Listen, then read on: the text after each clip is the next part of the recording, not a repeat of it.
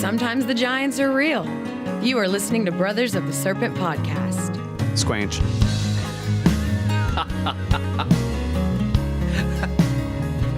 You say it's Sam Squanch? Sam Squanch. Welcome back, ladies and gentlemen, boys and girls, angels and demons, and monsters and giants. Ladies and something. And gentlemen. And things giants. and kids. And everybody else who's listening to this podcast, longheads and scriptards. This is Brothers of the Serpent podcast coming to you not live from the 10 by 10 by 10 tangent cube of science, nestled amongst the dusty bones of an ancient seabed high atop the Everest Plateau. We have some giant bones amongst these dusty sea bones. We actually do. Coming up later in the show, I actually have two stories of giant bones found in Texas, very near to us. Oh, okay. Oh, yeah. But first, I would introduce our good friend and longhead, Mr. Brett England from deep beneath the secret space station in secret outer space, but he has a baby in his lap right now, so I'm not going to do that. Instead, GFY, watcher. we will wait until his lovely child has fallen asleep to bring him on the show. So for now, we start out with Space Weather News from spaceweather.com. Cosmic rays are nearing a space age high. 10 years ago, NASA reported a perfect storm of cosmic rays. During the year 2009, radiation peppering Earth from deep space reached a 50-year high, registering levels never before seen during the space age, and it is about to happen again. Ground-based neutron monitors and high-altitude cosmic ray balloons are registering a new increase in cosmic rays. The OULU neutron monitor in Finland, which has been making measurements since 1964, reports levels in April 2019 only percentage points below the space age maximum of 2009.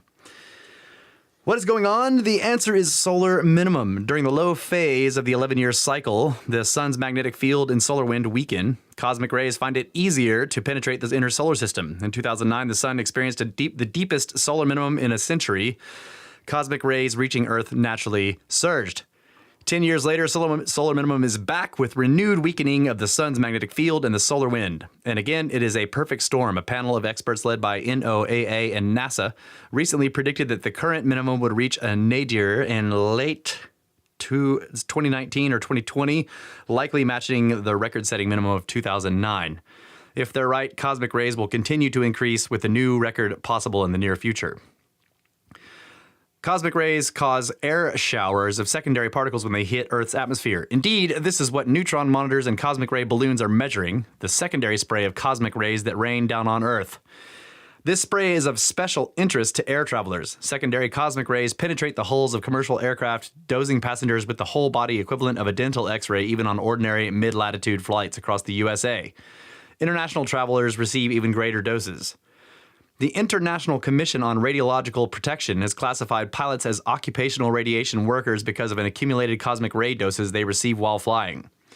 Moreover, a recent study by researchers at the Harvard School of Public Health shows that flight attendants face an elevated risk of cancer compared to members of the general population. They listed cosmic rays as one of several risk factors. Stay tuned for updates as solar minimum deepens. So I wonder if this has an effect on the decay rate of, say, carbon-14. Oh, yeah. It definitely has an effect on the amount of C14 that is generated, right?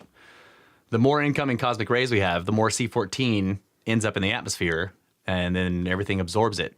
And so this cycle goes up and down and up and down. And when you have deep minimums where they're massive, when the solar rays or the cosmic rays are much more, there's a whole lot more C14 generated due to those cosmic rays, which can throw off dating, right? Okay, so I thought it was the decay rate that they were measuring.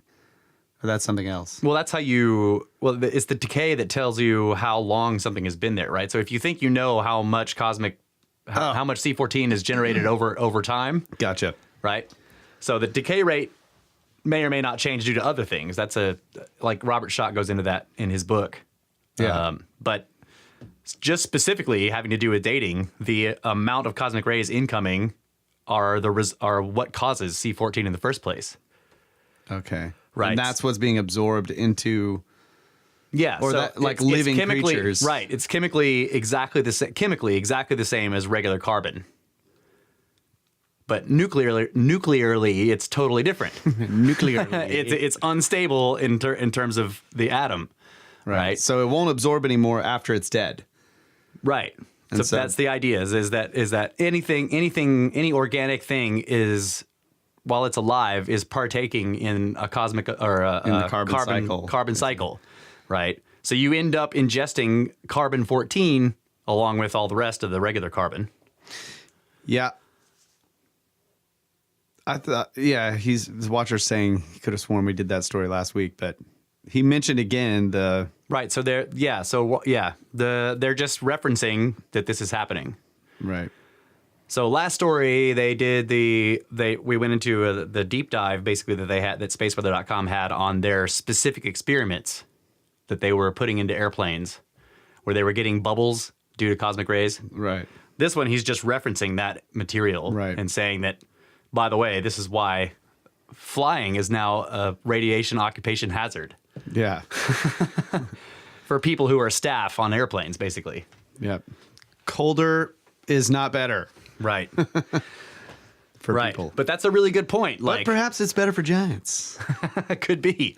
But think about it. Like, the higher you go in the atmosphere, the higher your risk of getting cancer, period. Unless you have a spacesuit. Well, yeah. Unless you are in a lead suit. That's right. Right. Airplanes being made of aluminum aren't great. They don't block Right. this stuff, right? Maybe in a basket of barley as well, wrapped in burlap. But my point is that if at some point in the deep past, for whatever reason, the atmosphere was much thicker because we had a much stronger magnetic field around Earth, then cancer rates would be almost negligible, which means everything could live for hundreds more years, possibly. Ah. That's a great idea.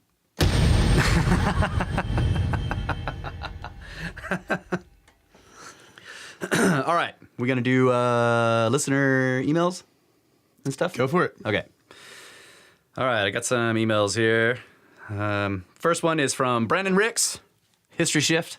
He says, Snake Bros. So, I was listening to part 2 of The Sign and the Seal, and something you mentioned struck an accord with me when you were talking about the Urim and Thummim, and that Joseph Smith may have used it in America to translate the golden tablets or metal books. Makes me wonder if the Templars didn't come to America with their fleet to hide their most precious treasures. Thoughts? Great show. History Shift. Yeah. Snakes. Nailed it. Yeah. Yeah, man. I think that's a possibility. Although the whole Moroni thing is difficult to explain in that context. That makes me think that it's a much more ancient... But the guy also Joseph Smith made up was some full bullshit. of crap? Yeah. So Yeah. like we basically established the two things. He makes up bullshit, but there has to be some element of truth to his bullshit. Right. Right. Just because like I don't know, the metal pages. Yeah. It's just the nature of his later visions after this were completely different and much more like sort of Protestant iconic. You know what I mean? Yeah. The kind of like Jesus and the people that you're expecting some Protestant Christian guy to see. Whereas this one was like an angel of no particular special name that's not identified in the Bible that repeats the same message all night long. You know, that sounds more like... Yeah, that was weird. Yeah. Anyway, could be the Templars. Or maybe the thing that they hid actually had the technology... The message in it. The message built into it, and it started to malfunction. It's like... It's like a skipping record, right? Who knows, man? I agree with Kyle, though. I think the main part is that he probably did find... Yeah, that's a great connection you made there, buddy. Yeah. All right. I also have an enormous email chain with a guy named Henry Hablack. Bro, I hope I'm saying your name right. He says, "Hey, Russ and Kyle, my name is Henry Hablack. First off, let me say I fucking love your podcast. I don't know a lot of people that I can talk to about this stuff because most people just think you are crazy or they are uninterested. So when I found your podcast, I was pretty stoked. I am a tattoo artist and professional illustrator by trade, but most of my work deals with the subjects you guys deal with on your show. I've been interested in symbols and mythology forever, and the more and more I've studied ancient cultures, the similarities just jump out at me. I do like the idea of Jung and the archetypes, but I also think that there had to be a pre-Ice Age civilization that was definitely global. There's just too much evidence everywhere. Just the fact that all these cultures knew about precession is a giant indicator to me. I do think the one aspect you guys are missing is the occult connection. I haven't listened to everything from you guys, so maybe you have talked about this. I don't know. But I have researched the shit out of the Western occult tradition for the last few years, and a lot of times these priests or secret societies are using rituals to communicate with other dimensional intelligences or quote-unquote gods.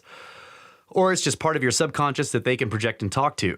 Whatever it is, it doesn't matter. What matters is it's a technology that works and is reproducible through rituals, chanting, psychedelics, etc. So a lot of times when these ancients are talking about gods, they are actually able to communicate with something quote-unquote beyond themselves that is guiding them. This is still going on today. Look at the Church of Set, a recognized satanic cult inside the U.S. military. Anyway, I'm not saying that there weren't advanced beings here before us humans, but I think that the Nephas and the Longheads are more likely other ancient advanced hominids that existed in prehistory and basically bred humans into existence from less advanced hominid species, sort of like how we breed dogs now. Most of them were probably wiped out during the Younger Dryas event. The survivors were scattered and spread throughout the world, teaching pockets of civilization. Think Viracocha, the Seven Sages, etc. Eventually, there were probably more of us, and we killed the rest of them. There's weird mythology about it everywhere. I'm not discounting alien contact either because the UFO phenomenon is a sure thing, but it's also something that's been happening for all of recorded history under different contexts. Fairies, angels, gods, UFOs, all the same stories of lost time and abduction, so there's definitely something to it. Anyway, I wanted to send you guys some art because I think you would appreciate it, and I'm going to show you a few curious passages from a book called Art Before Columbus about history and art from ancient Mexico. If you guys give me an address, I'll send you something this week, and I would love to talk with you guys sometimes about all this stuff. It's so interesting and sad to me. We basically used to live in tune with the earth. One of you talked about this in one podcast, how you get tears in your eyes when you think about these people, and I have the same feeling sometimes, the sadness of what we lost. I think just spreading these ideas is so powerful because hopefully it can spark enough people's curiosity and we can get a slight glimpse of what actually happened on this fucking planet besides the bullshit they've been teaching us. I hope you guys have a great day. Henry. And he sent he sent a screenshot of a book page where he highlighted some, so it says, the highlighted part I'm going to read. The exact meaning of the large Olmec axes is still obscure, but they appear to be associated with thunder and lightning and thus with rain. The Neolithic cultures of Asia and Europe associated stone axes with thunderbolts, and in Maya mythology, it is related that the gods produced lightning by throwing large stone axes.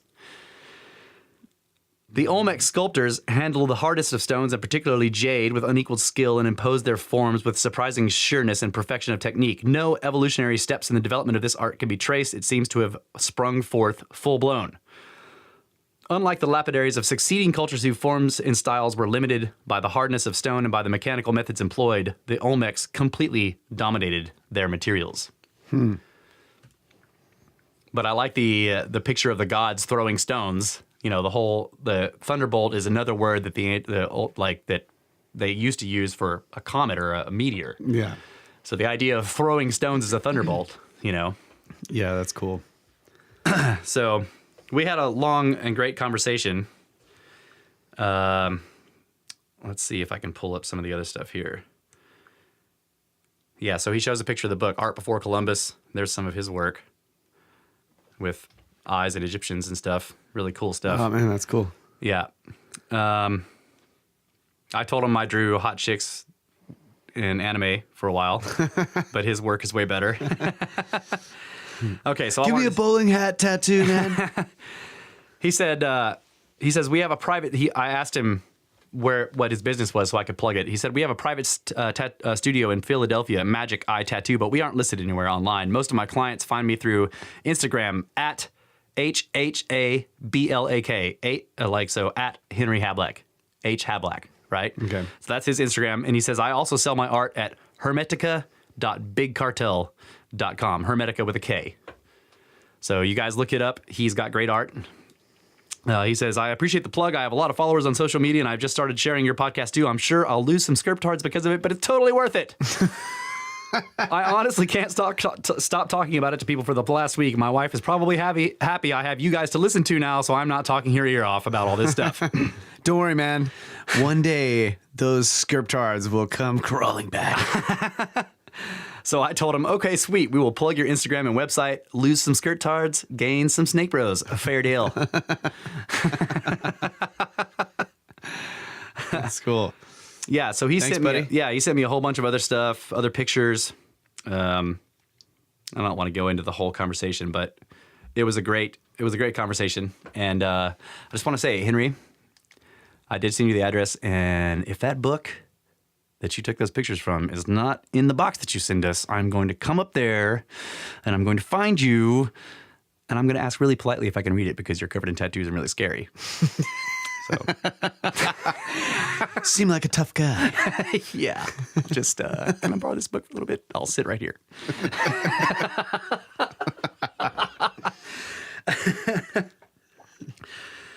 All right, that's it for the emails. So the one other thing I have here that I want to go through, this is just, and then we can get into Kyle's news stories. On Twitter, our buddy at LaserPrinterJam, that's a fantastic guy. Yeah. He just tagged us in this thread. Thank you so much for doing that, bro. This is awesome. So this is from Paul Cooper. The thread is, and he says, for me, the most incredible artifacts from the ancient world are letters people wrote on clay tablets and sent to one another over thousands of years ago in Mesopotamia. They contain recognizable humanity, warmth, and humor, and I thought I'd do a regular thread on my favorites. And so he's got a couple of pictures of that's example of one of the letters. That's pretty cool, right? So what I've done here is I've gone through the thread and screenshotted some of my favorites of the translations of these letters. Yeah. They're freaking awesome. All right. So the first one he labels, when you have a very unwelcome house guest. And here's the translation. Tell my lord, your servant Yakim Adu sends the following message. A short time ago, I wrote to my lord as follows. A lion was caught in the loft of a house in Akaka. My lord should write me whether this lion should remain in that same loft until the arrival of my lord, or whether I should have it brought to my lord. But letters from my lord were slow in coming, and the lion has been in the loft for 5 days. Although they threw him a dog and a pig, he refused to eat them. I was worrying. Heaven forbid that this lion pine away. I became scared, but eventually I got the lion into a wooden cage and loaded it onto a boat to have it brought to my lord. It's freaking awesome. All right, the next one. Paul Cooper labels it as, when you have a powerful grudge against the woman dream interpreter and you're ready to get litigious about it. And this is the translation. Tell the mayor and the aldermen of the city, Samsulana Sodom sends the following message. May the gods Samas and Marduk keep you in good health. I am sending you this tablet of mine to warn you. Nobody must come near the house of the woman dream interpreter Umi Wakrat. I have bought that house and all of its bricks. If someone should so much as touch a brick of it, I will go to court against all of you as provided by the pertinent ordinance of my lord, i.e. a King Samalasana. He bought the woman's house and he was like, no one touch a brick of it. I own it now. The next one, Paul Cooper labels this one, when you really want a new chariot. Here's the translation. Tell my lord, Yamash Adu, your servant Ila Salim sends the following message. The king gave me a chariot. This chariot broke at its middle section due to my constant traveling from the flatlands to the mountains and back. So now there is no chariot available for me to ride in when I have to go places. If it so pleases my lord, may my lord give me a chariot. I shall surely bring order to the land before my lord arrives. I am the servant of my lord. May my lord not withhold a chariot from me.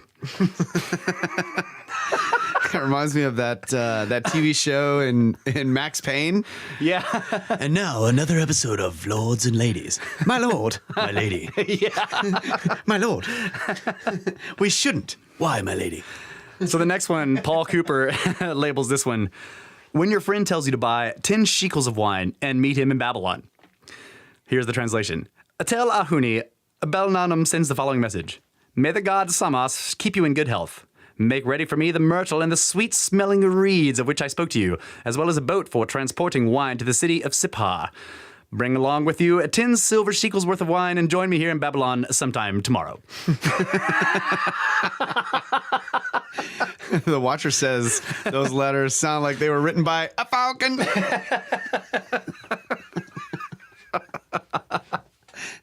You're doing him in the falcon voice. My lord. Anyway, those are my favorite ones. He's got a whole thread on. You can find him at Paul M.M. Cooper. And just look up. He's got a whole thread of these. It's been a very popular thread. So those were my favorite ones. I just thought those were fantastic. Those are all like Sumerian, Babylonian, Akkadian. Yeah. Cuneiform. Shamash. Yeah. May the Lord, may the God Shamash keep you. No one shall touch a brick of it. That's awesome. All right, what do you got for us? We have a box. Oh, yes. We have a 1-Up box. We have a 1-Up box. I have a knife. You have a knife this time. This is from Brandon Ricks, History Shift. Thanks, buddy. I love these 1-Up boxes. Keep sending us stuff. This is freaking great. I am opening box. It's perfectly cubical. It really looks like a 1-Up box. It is a perfect cube. It's 10 centimeters by 10 centimeters by 10 centimeters.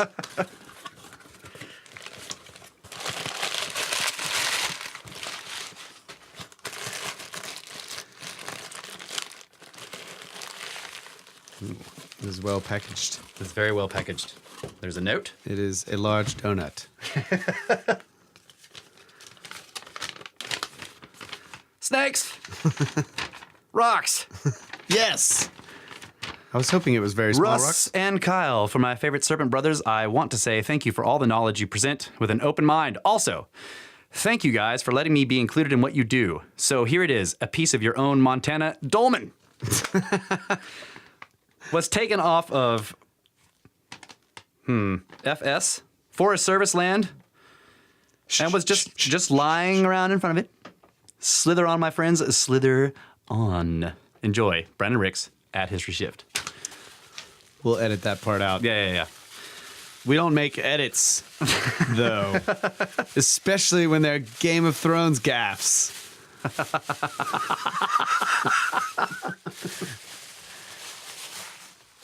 Man, this thing is super wrapped. Bag number 1. Yeah, you gotta. Bag number 2. Gotta make sure it's well preserved. I am now extricating this thing from bag number 3. Now we have paper towel. And inside paper towel is paper and tape.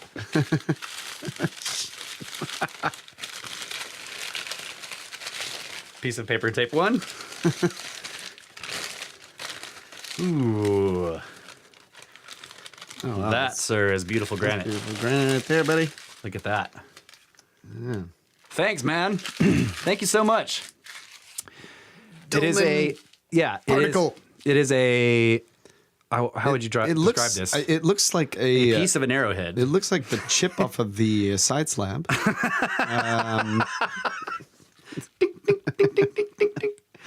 It does. This is a piece of large grained granite. It's very beautiful. Thank you so much. Has some look. We can probably There's some date lichen this. on there. Got some lichen on it. Thanks so much, buddy. This will sit proudly in the 10 by 10 by 10 tangent cube of science. Very small rocks. Inside of a very small box. Yeah. All right. News. Today's news. This is a great story right here from Politico by Brian Bender. He wrote this over the weekend after consuming massive amounts of alcohol.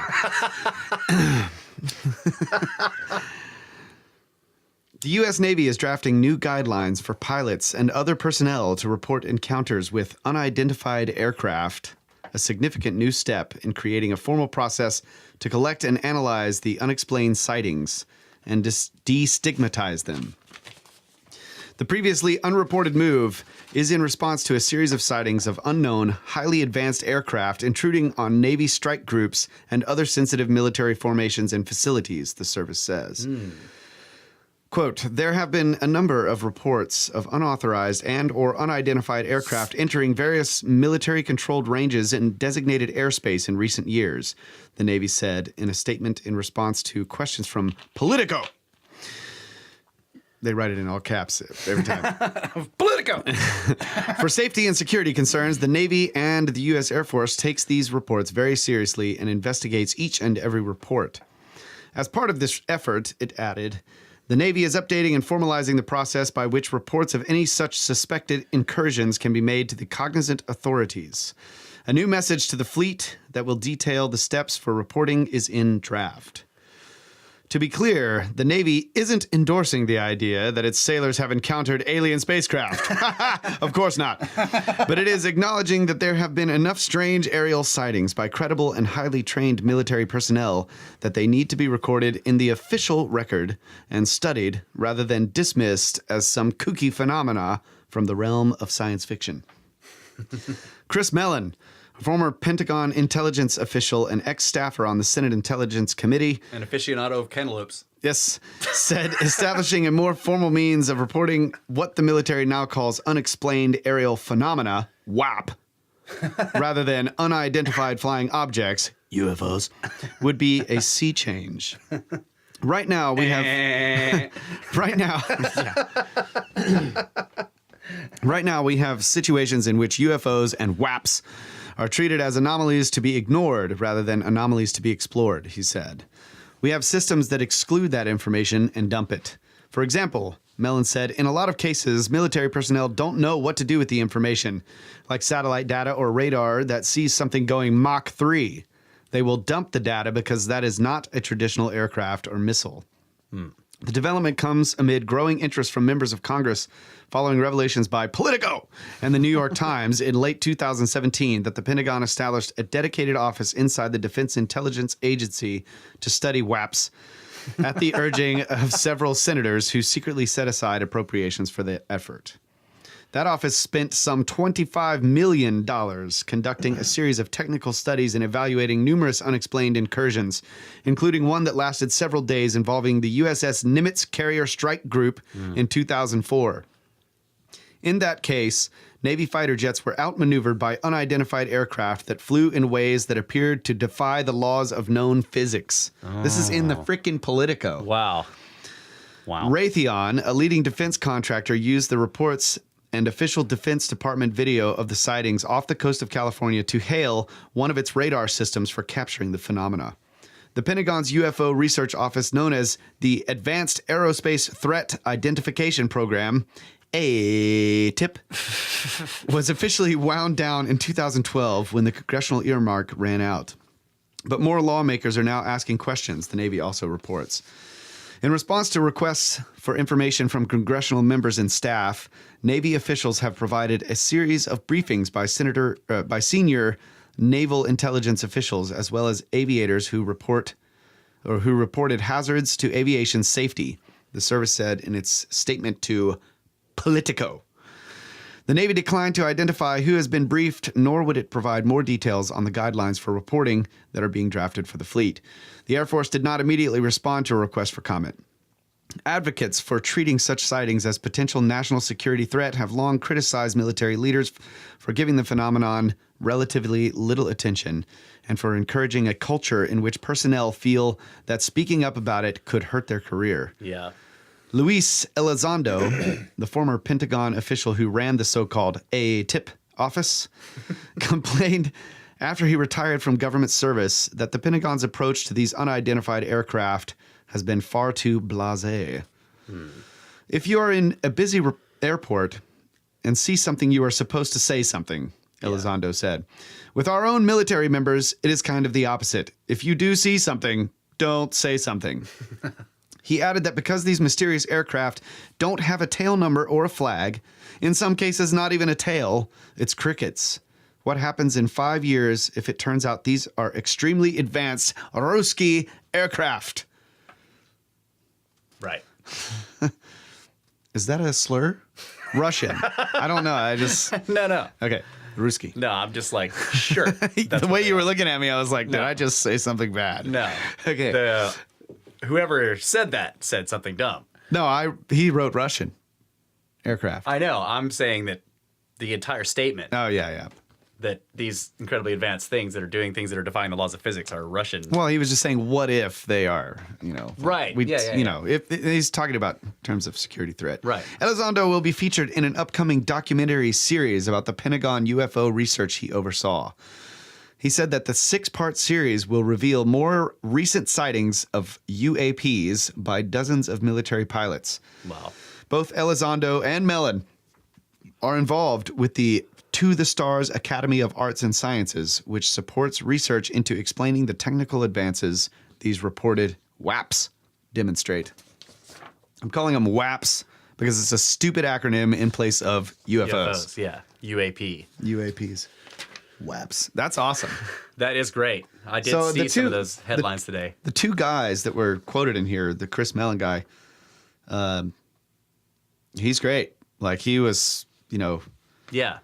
former Pentagon intelligence official and ex-staffer on the Senate Intelligence Committee.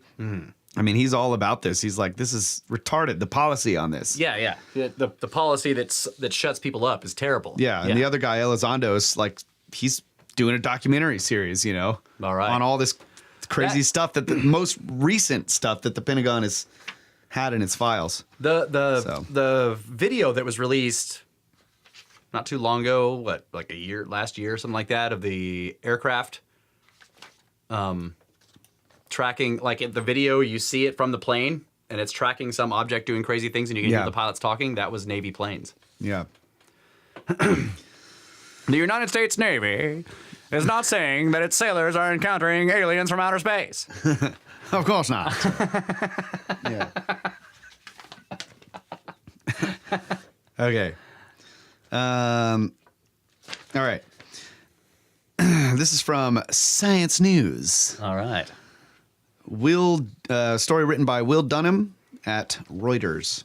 Scientists turn brain signals into speech. This may help people who cannot talk. Scientists at the University of California, San Francisco implanted electrodes into the brains of volunteers and decoded signals in cerebral speech centers to guide a computer-simulated version of their vocal tract, Wow. lips, jaw, tongue, and larynx, to generate speech through a synthesizer. They left out the lungs. Very important You part. gotta have those. This speech was mostly intelligible, though somewhat slurred in parts, raising hope among the researchers that, with some improvements, a clinically viable device could be developed in the coming loss. We were shocked when we first heard the results. We couldn't believe our ears. It was incredibly exciting that a lot of the aspects of real speech were present in the output from the synthesizer, said study co-author and UCSF doctoral student Josh Chartier. Clearly, there is more work to get this to be more natural and intelligible, but we were very impressed by how much can be decoded from brain activity. Stroke ailments such as cerebral palsy, ALS, Parkinson's disease, multiple sclerosis, brain injuries, and cancer sometimes take away a person's ability to speak. Some people use devices that track eye or residual facial muscle movements to laboriously spell out words letter by letter. But producing text or synthesized speech this way is slow, typically no more than 10 words per minute. Natural speech is usually 100 to 150 words per minute, unless you are listening to a podcast on 1.5 speed. Volunteers read aloud while activity in brain regions involved in language production was tracked. The researchers discerned the vocal tract movements needed to produce the speech and created a virtual vocal tract for each participant that could be controlled by their brain activity and produce synthesized speech. Very few of us have any real idea, actually, of what's going on in our mouth when we speak, said neurosurgeon Edward Chang, senior author of the study published in the journal Nature. The brain translates those thoughts of what you want to say into movements of the vocal tract, and that's what we're trying to decode. That is really true. Like people look at musicians, for example, like somebody playing a guitar and seeing all of their finger motions. They're not even looking at the guitar. How do they do that? It's like it's so everybody does it with their mouth. In speech all the time. Like you don't think about it, and you're doing all these complex arrangements and muscular movements all the time without even, you're not looking at it. Yeah. Don't need to. That's really cool. The researchers were more successful in synthesizing slower speech sounds like sh, and less successful with the abrupt sounds like b and p. The technology did not work as well when the researchers tried to decode the brain activity directly into speech without using a virtual vocal tract. That's what I thought was cool, too. It's like, well, you should put the diaphragm in there. Yeah. Because to get the p and the b, you got to have that pressure buildup, you know? We are still working on making the synthesized speech crisper and less slurred. This is in part a consequence of the algorithms we are using, and we think we should be able to get better results as we improve the technology, Chartier said. We hope that these findings give hope to people with conditions that prevent them from expressing themselves, that one day we will be able to restore the ability to communicate, which is such a fundamental part of who we are as humans. Wow. So that's pretty awesome. That is really cool. All right. I got one more. Well, what time we got? Screw it. Keep going. Yeah, we're way over. Way over. Analysis of caveman's poo reveals he ate an entire rattlesnake. This is a great story, and it's very strangely written with a bunch of pictures, but I cut all that out, so it's just weird. This is from the dailystar.co.uk. Archaeologists were stunned to find a 1,500-year-old fossilized human poo contained an entire snake. The snake, almost certainly a type of rattlesnake, was swallowed without any kind of cooking or preparation, suggesting that it was seated as part of a religious ritual or possibly for a bet. Which is why we specified caveman. Swallowing venomous animals for a laugh is very much a bloke's thing.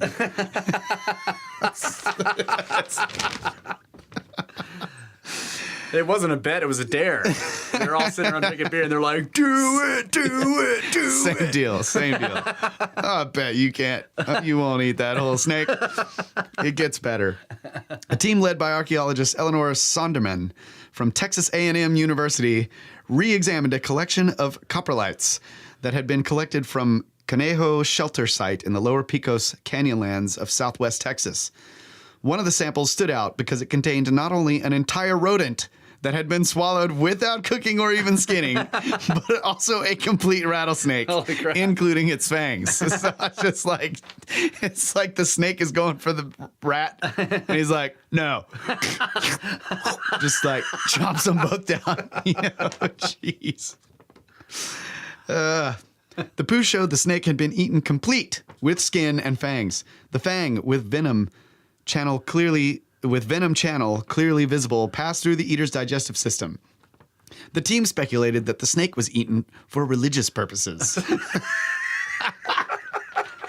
Why?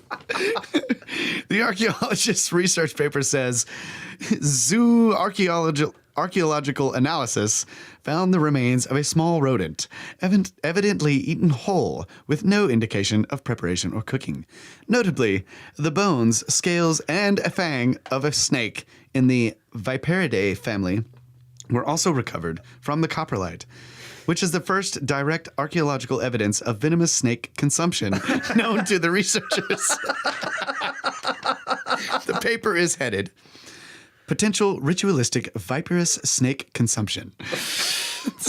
God, these people have never been to a frat party, obviously. All right, this gets even better. U.S. tech site Gizmodo asked Professor Sonderman whether it was possible that the snake remains were found, or that the snake remains found got into the prehistoric poo by chance rather than being eaten. But she told them this was highly unlikely. The ingestible materials include some fibrous portions of plants, fur, bones, and the like. She told them the indigestible materials in the coprolite were coated in fecal matter. Based on the archaeological context, it is possible that large portions of plant materials might have adhered to the coprolite soon after deposition, but these exterior materials were removed from the coprolite before analysis. Bottom line, The fang was inside the coprolite, not hanging onto it. No, Gizmodo. Skirptards. Yeah, so I think he ate the whole rattlesnake and the rat. I think History Shift sent me a link to that this morning. It's a female running this thing, and they determined it was a dude. Like, it's just a turd. They're like, it's obviously a guy's turd. Yeah, only blokes do this. It's like, man, he must not have been a snake bro. Yeah. Or maybe he was trying to become one. Let's see if I can find this. Well, we got to take a break. Well, we don't. We can do whatever we want. Right. Because... Let me find this. Okay. So History Shift linked this to me. The study of human coprolites from the Conejo shelter site in Texas has been identified, so on and so forth. And his comment was, which snake bros left this? LOL. And I replied, snake bros don't let snake bros eat other snake bros. Snake bros? All right. We're going to take a break.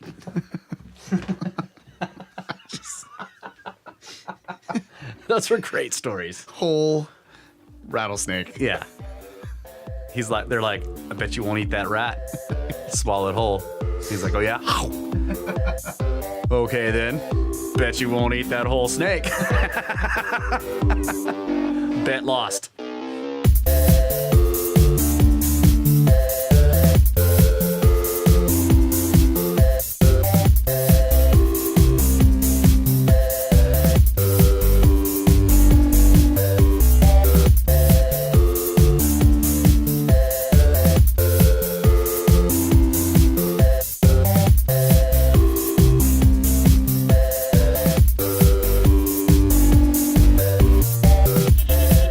Back. Brothers of the Serpent podcast. The onion land of the mind. Where we collect and compile tidbits of information and deliver them to you in packets of love.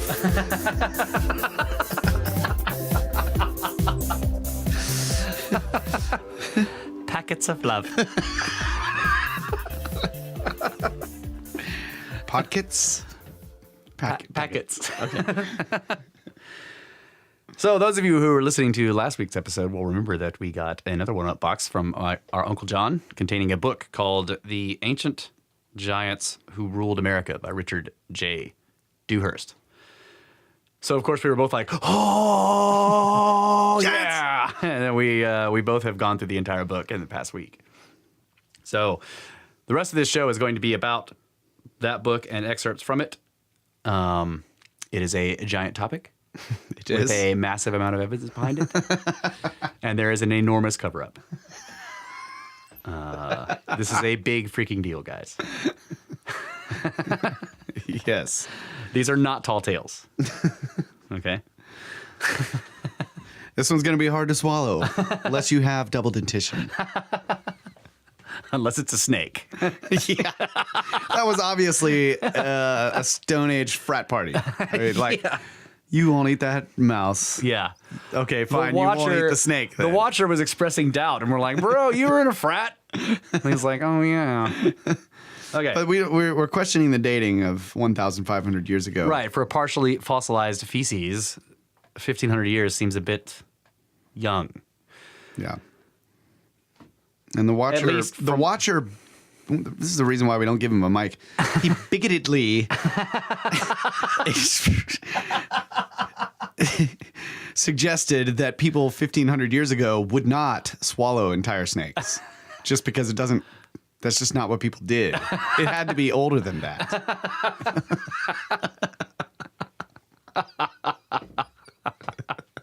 Yeah. Keep your mic off, watcher. Frickin' bigot.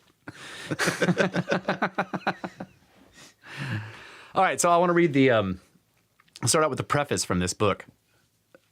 On being tall and my fascination with giants. So Dewhurst says, I discovered that I was going to be tall one fateful year between the 7th and 8th grades when I grew 8 inches. My unnatural growth spurt so alarmed my mother that she set up an appointment with our family physician to see if there was, quote, something wrong with me, unquote.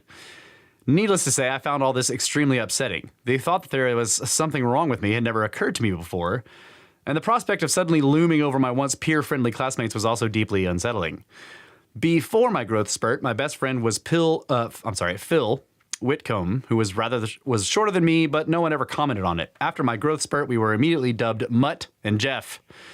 Phil hated being called Mutt in my presence, and eventually it led to a cooling of our lifelong friendship. From this, I learned that being tall has its consequences, and being called a freak was one of them. Another component of being tall was an immediate interest in giant stories. Thus, the kernel for this book was born. Over the years, I took an immediate interest in various reports of giants, and when they were referenced in a newspaper account, I always gave them more credence. The only problem was that every time I tried to chase such articles down to their full-length original newspaper nubs, I mostly came up with a short-ended blurb or nothing at all. In order to finally get to the bottom of the mystery of the giants, I subscribed to several online newspaper archive services that covered over 400 years of newspaper accounts from the United States. I then tried to search out the cross-referenced articles I had compiled over the years. When I was able to specifically search with date and publication, I got results, but on average, I only found about 25% of the articles I was searching for. Lacking dates and publications, how was I going to crack this? Then one day, out of sheer frustration, I put on my old Miami Herald editor's hat. So he was the editor of the Miami Herald. Oh, wow. And began thinking about how a typical sensationalistic newspaper headline would read. My reasoning was that if dates couldn't crack it, then a word search would. My first headline search was for Giant Skeletons Unearthed. No dates, no publications, just pure sensationalism in the hope that the word search would come up with something. Almost immediately, the search engine spit back more than 30 hits, and I was off to the races. More headlines were fed in. Amazing Giants, and Giant Skulls Found, and Secret Cave Reveals Startling Discovery. That's a great one. Yeah, and Smithsonian Discovers Giant Skeletons, and so on. Within a month, I had archived several hundred articles on various giant finds across the entire country. What I found changed my thinking about myth and history forever. I sincerely hope that reading this book will change your thinking as much as it did mine. Yeah. So that is, man, I totally related to that. Yeah. The way you described that experience, I'm like, that's exactly what happened to me. Yeah. Yeah. That it was It due changes. to Jim Vieira. Yeah. Watching his presentations on it. So I want to read some of his introduction here. That was the preface. So here's the introduction. Uncovering the real history of America. Writing this book has been one of the most exciting voyages of discovery I've ever taken. What started as a somewhat idle inquiry into clouded reports of giants, in and of itself not that groundbreaking, ended with my having to rethink everything I ever learned in school. After all, we've all heard of giants before, and what we have not heard is that these people were as real as you and me. But the most important thing about this book for me was not discovering that giants were real, although in these pages we will definitely see the historical evidence of that fact. What really surprised me was discovering something very much more shocking, the truth about the early history of America and the people who lived here. Long before the so-called discovery of America, this land was populated by very ancient peoples, some of whom were of enormous size, as attested to by numerous reports of giant finds, a sampling of which is presented in the first 2 chapters. Those reports make it clear that in the 19th century, such finds were common knowledge around the country. When carbon dating became available in the 20th century, earlier estimates of the age of the remains were increased by many magnitudes, within ranges from 5,000 to 14,000 years. I examined the reports of these extraordinary results in Chapter 3, in addition to finds linking some of those early magnificent humans with mastodons, which became extinct some 20,000 years ago. Not surprisingly, many finds indicate that the giants were royal beings, as the reports of copper crowns and pearl robes in Chapter 4 make clear. While certain monuments and parks in various parts of the country offer silent testimony to the creative efforts of these early peoples, few of us are aware of the true scope of the mounds and cities that once revealed ancient civilizations. So in Chapter 5, we take a closer look at studies and reports about pyramids and pictorial mounds, while in Chapter 6, we learn of discoveries of once thriving cities most of us have never heard of. When we learn of the importance of the copper mines in Upper Michigan at Isle Royale and the mica mines of North Carolina, reported on in Chapter 7, we must necessarily take a deep breath and think, what are these mines telling us? They are telling us that as early as 10,000 BCE, Americans were mining mica for ornaments, as well as mining and refining copper into weapons, jewelry, and exquisite grave goods. Along with the buried treasures spoken of in Chapter 8 and later chapters, reports and studies of the mines make it clear that this land was home to very ancient, fully developed, sophisticated cultures capable of fine weaving, mummification, beautiful artworks, and even duck decoys so expertly crafted you'd think a New England decoy maker had made them in his workshop today. Discrepancies between the amount of copper estimated to have been mined and findings of copper in the country hint at a worldwide trade in those very ancient times. In fact, a long history of pre-Columbian, European, and Asian contact is evidenced all over the continent, as seen in artifacts like the Roman coins and engraved tablets, which we examine in reports in Chapter 9, or the existence of red-haired, blue-eyed Mandans of North Dakota, or the 9,000-year-old Caucasian mummies of Spirit Cave in Nevada, reported on in Chapter 10. Some still argue that there was no European contact, even when confronted with the evidence of the Florida bog mummies, hundreds of red-haired corpses so perfectly preserved that their hair and brain tissue can be seen and tested. These people still refuse to give up their old historical canards. The reports given on in Chapter 10 give rise to questions about whether these were the red-haired ancestors of the later Europeans and not the other way around. Added to this are the startling reports of finds of a 7,000-year-old skeletons of a race of blonde-haired giants, along with the remains of a megalithic Stonehenge-era temple on Catalina Island in California, which is given in Chapter 11. The suggestions about possible far-flung genetic and cultural connections shared in Chapter 12 provide fascinating material for musing on, offering insights regarding very ancient travel and cultures north and south, east and west. Only true historical inquiry, unclouded by prejudice, will eventually tell us the answer. But what we have instead is a perfect storm of wrong-headed thinking in order to protect current scientific theory. And essential to the promotion of wrong-headed thinking has been the Smithsonian Institution, an institution originally intended to, quote, increase the diffusion of knowledge among men, unquote. Although scant official papers exist to attest to its purpose beyond that statement, its true mission to unearth the real history of America is evidenced by its first commissioned and published book, Ancient Monuments of the Mississippi Valley, written in 1848 by Ephraim G. Squire and Edwin H. Davis. This lavishly illustrated work is an invaluable and open-minded study of the huge number of earthworks found along the Mississippi River. But something happened after that promising beginning. What my research has revealed is that the Smithsonian has been at the center of a vast cover-up of America's true history since the 1880s. The Smithsonian was originally founded in 1829 with a $500,000 grant from the British mineralogist James Smithson, who never visited the United States, died without heirs, and was buried in Genoa, Italy.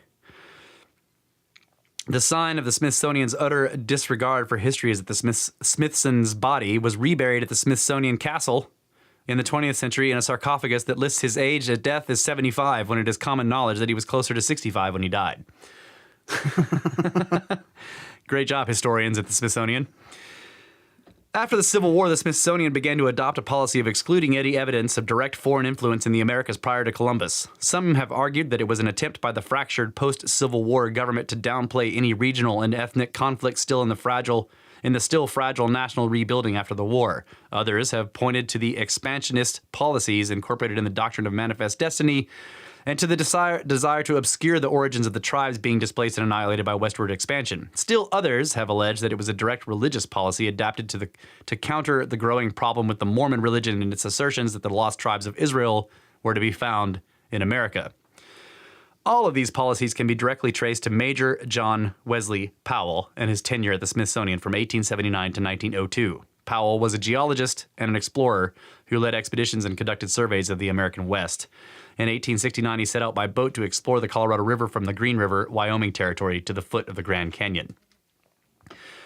When Congress created the Bureau of Ethnology in 1879, Powell was named its first director, a post he held until its death in 1902. Placed under the auspices of the Smithsonian Institution, the Bureau, whose name was changed to the Bureau of American Ethnology, was to be the repository of archives, records, and material relating to the Indians of North America. Because of his experience as a Western explorer, Powell was considered an expert on the geography of the American West, and he was asked to write a report on the history of the ancient tribes and their probable origins, which was to become the official policy of the Smithsonian for the next 100+ years. So there's more here, but that gives you a basic rundown of what he goes through in the book. And Kyle and I have a bunch of bookmarks that we're going to go through and read some excerpts from and discuss. What was that guy's name? Major Powell? John Wesley Powell. Which I mistakenly said in the last show, Mayor. I said Mayor John Wesley Powell. No, it's Major. In the last show? Yeah, the last episode when we opened the book, I was reading the blurb on the back, and I said Mayor instead of Major. Ah. Yeah, he wasn't a mayor; he was a major. Yeah. Let's see. Yeah, Major John Wesley Powell. Powell, Powell. Yeah. From 1879 to 1902, he was his tenure at the Smithsonian. So that, like, under that guy's tenure At the Bureau of Ethnology of the Smithsonian. Yeah. He basically changed the entire direction of what the archaeology of the Americas was doing with the mound builder stuff.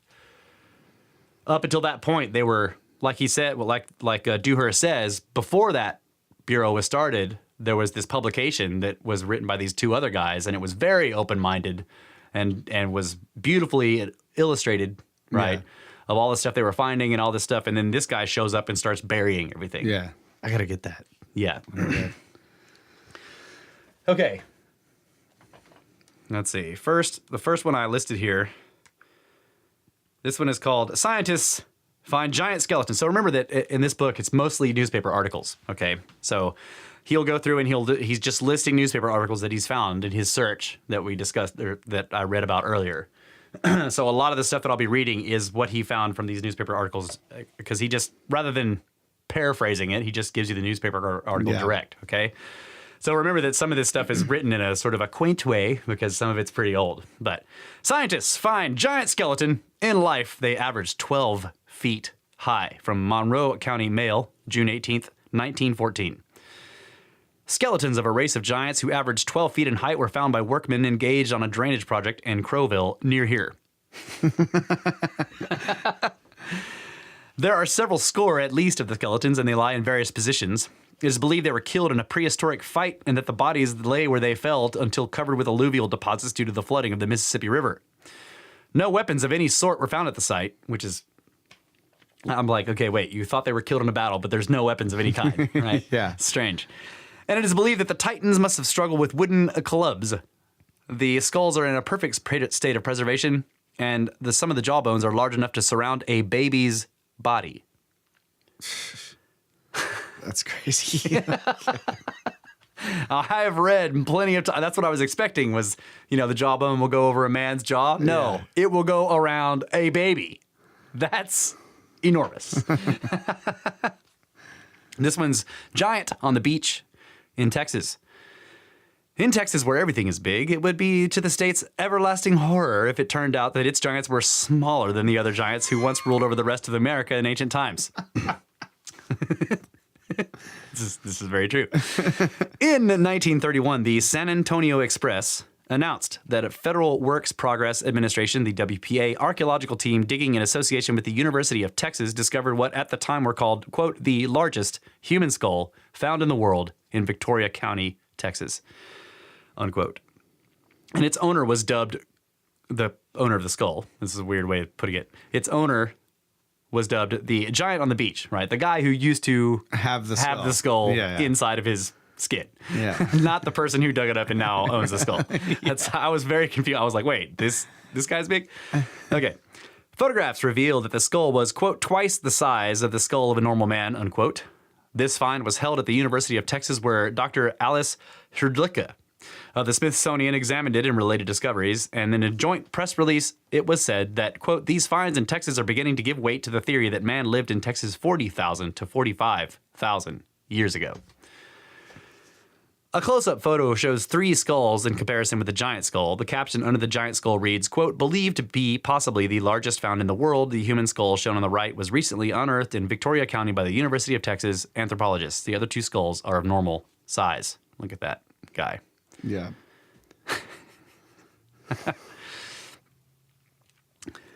So, and I think this guy, I don't really know how to pronounce his name. HRDL is how it starts. And then ICKA. Hrdlicka? Hrdlicka? I don't know how to say it. It's too many consonants at the beginning. So Smithsonian says the skull of Arizona's giant is beyond comprehension. For anyone doubting the immediate and immense reach of the Smithsonian, here is an amusing article about a rancher who refused to sell his giant to the Smithsonian representatives, who had traveled from Washington, D.C., reaching Arizona within an incredible 2 weeks of this discovery in 1911. So, rancher refuses to sell skeleton of giant. Arizona Journal Miner, October 13th, 1911. Peter Marks of Walnut Creek, discoverer of a prehistoric human giant on his farm several weeks ago, while in the city yesterday, stated that the curiosity is attracting such deep interest in scientific circles that he is almost delayed with his letters. And during the past 2 weeks, he has been visited by Mr. and Mrs. Shoup, the former and attaché of the Smithsonian Institution at Washington, who made the long journey for the express purpose of viewing the frame of the giant of other days. Mr. Shoup was provided with photographic instruments and took several pictures. Mr. Shoup of the Smithsonian also desired to take it, the giant skeleton, back to Washington, but this request was held up by Mr. Marks, stating that as the subject was found in the territory, it should be kept there. Yeah, buddy. Mr. Shoup was very much interested in those portions of the human frame that were unusually large, particularly the skull, which indicated that the giant was of such abnormal size as to be beyond comprehension of that of a human being. Mr. Marks has uncovered another burying ground near the point where the skeleton was found. So that guy, I wonder what happened to that one, because he refused to give it up. Yeah. Probably, committed suicide by 2 shots to the head. Yeah.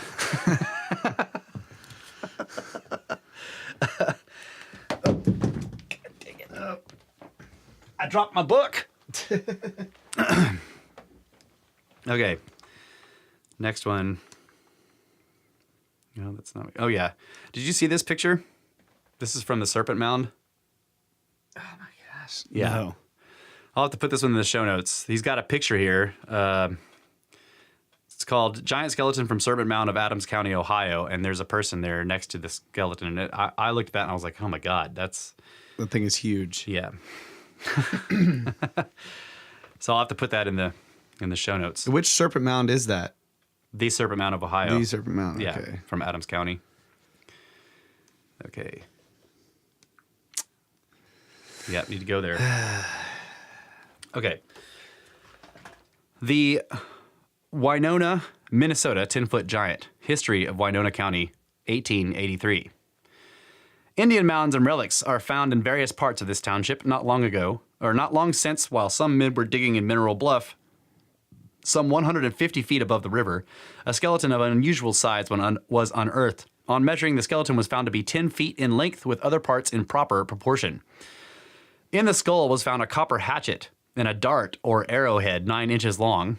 Another skeleton 9 feet long was found in the village of Dresbach, while some men were digging a road or a trench. These skeletons were of an unusual size to those generally taken from these Indian mounds. Their size, form, and structure would lead those well-versed in paleontology to believe that they belonged to a race prior to the Indian. In many mounds have also been found copper hatchets, chisels, and various kinds of tomahawks with other weapons of war. Also, these antique races seem to have had some process for hardening copper, which is unknown to any modern process. Yeah. Where they came from, when they lived, and from whence they have gone is only conjecture and speculation. That they were mighty races, skilled in the mode of warfare, understanding of the mechanical arts. For all these we have conclusive evidence, but of their final end we know nothing. So you can hear that's 1883. Right. Right. You can tell that this is a very normal thing Right. at that time. Yeah. Not a hoax. Right. Fad. Hoax fad. Not a hoax fad. Yeah, they talk about it just like everybody is familiar with these. Right. Yeah. And I actually took this, like how he says that these skeletons were of unusual size from those generally taken from the Indian mounds. What he's pointing out is that the 10-foot ones are really big. Because they're normally like 7, 8, right? Yeah. 10 foot is really, really big. And then he's got some double dentition stuff here. Document what? I was just going to say, if the average size, today is, between 5 and 6 feet. Yeah. Unusual size is 7 foot. Right. Yeah. But if your average size is 7, then a very unusual size would be 10 feet. Yeah. It's just crazy. Documented double dentition from Iowa. Throughout the Indian lore of giants are also stories of skulls being found with double rows of teeth called double dentition. While there is often controversy regarding these claims, here is a modest and convincing story. So the headline, remember all these they're all headlined with the big fat capital letters of natural headlines. Double-toothed giant. Journal Tribune, Williamsburg, Iowa, April 27th, 1900. The discovery in Hardin County a short time ago by Joseph Buda and Elliot Charles Gaines of innumerable mound builders' relics, and the subsequent finding by other parties of the remains of a man of the prehistoric period have greatly interested scientists in other parts of the country, the chief among these being curator Charles Aldrich of the State Horticultural Society. Assuring himself of the truthfulness of the various newspaper reports, Mr. Aldrich has arranged to be in Eldora next month and began a careful and systematic exploration of some of the mounds in the vicinity, the legal permission having been obtained. So see this, I find this interesting, just before we get to the giant part. Scientists of the day would read these stories and be like, wait a minute. Yeah. And they were skeptical, and they would go through and discover, no, the newspapers were telling the truth, and then the scientists would arrange to go there to dig it up, right? So it's like, the idea is that it was being vetted at the time, too, and the scientists went because the vetting turned out that it was real. Right. Right? And they got the necessary permits and whatnot. Right. Yeah. And then in a lot of the stories, they're actually like quoting professors and archaeologists. And people from the Smithsonian. Yeah. Yeah. Okay. In a large show window in Eldora for several days has been exhibited the skeleton of the man, which was found in a mound on the banks of the Iowa River near Eagle City, 6 miles north. It has caused much interest and wonderment. Although well preserved, it is estimated that the skeleton is many centuries old. Now remember, they had no dating. Most of the date, previous to the advent of the very first ability to do any kind of carbon dating, a lot of the dating was people would just look at the size of trees on top of the burial area and be like, well, that tree's like 500 years old, so this has to be many centuries old, right? But they had no other way of dating. There was one story that he reported on where it's late enough to where they had just come up with the technology. Yeah. And it's like the new carbon something or other method has said that this thing is like many thousands of years old. Yeah. But you'll often hear like many centuries or hundreds of years, and those are usually from the older reports because they didn't have a and they were usually at least right. Yeah. Okay, let's see. Although well preserved, it is estimated that the skeleton is many centuries old. The skull is very large and thick, fully 1/4 of an inch. Hear that, watcher? The skull bone is 1/4 of an inch thick. A set of almost round double teeth are remarkably well preserved. They are yellow with age, perfect in shape, and appear to have been double both above and below. The femurs are very long, showing a giant in stature. Dr. N.C. Morse, a prominent physician who examined the skeleton, pronounced that that of a person who had evidently been trained for athletics, as the extremities were so well developed. Like they can tell by the bone structure? Yeah, but basically like, I don't know all the exact terms, but basically you can see how the ligaments were bonded the bones and like how those structures are, whether the person was well muscled and used to athletic. Wow, that's cool. And also there's like certain growth patterns that happen for people that do a lot of physical work, right? Watcher asked, what was the thickness again? The thickness of the skull bone was said to be 1/4 of an inch on this skull. And it had double dentition. Do you know what the normal thickness of a skull is, watcher? Like a human skull? All right, this next one is... I'm not sure about this next one, but it's too good to not read.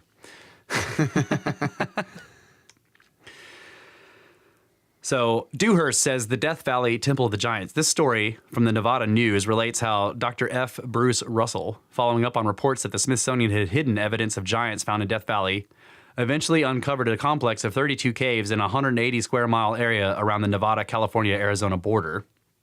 Inside the complex of caves, he reported finding the skeletons of 8 and 9 foot giants dressed in animal skins that had been tailored into jackets and pants that resembled prehistoric zoot suits.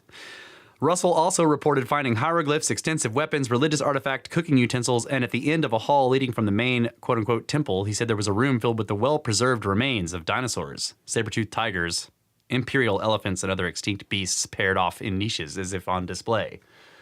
Wow. That's freaking cool. The Watcher says the average skull thickness for men is 6.5 millimeters. The average for women is 7.1 millimeters.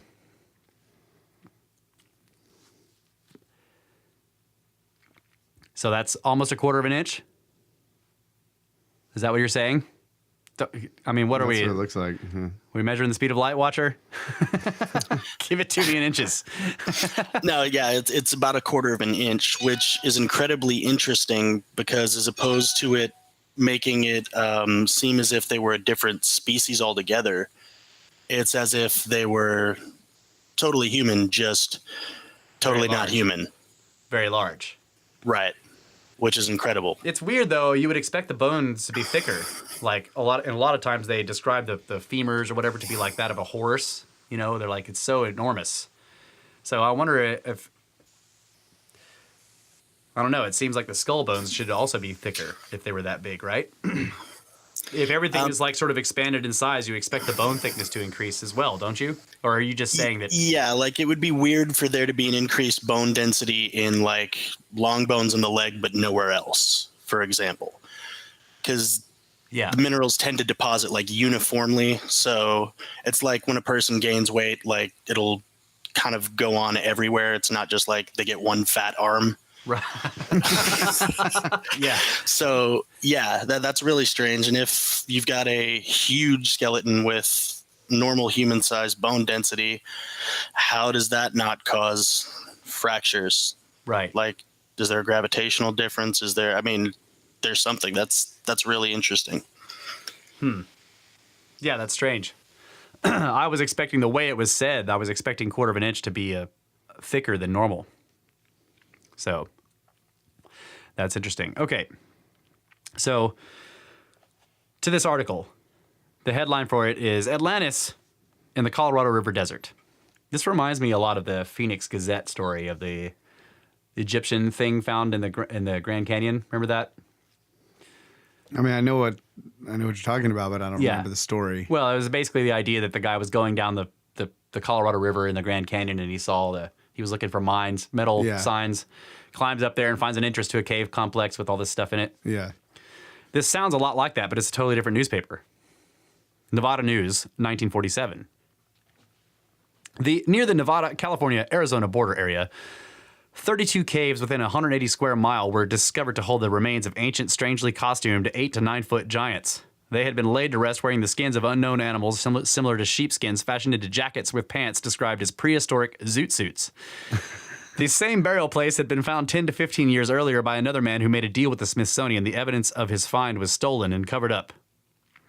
Dr. F. Bruce Russell had come to Death Valley from the East Coast for the sake of his health. He had taken up mining in the West and was exploring the Colorado into Arizona. What he found, he described as the burial place of a tribal hierarchy within the ritual hall of an ancient people. He felt that some unknown catastrophe had driven them into these caves. All of the implements of the civilization were there, including household utensils and stoves.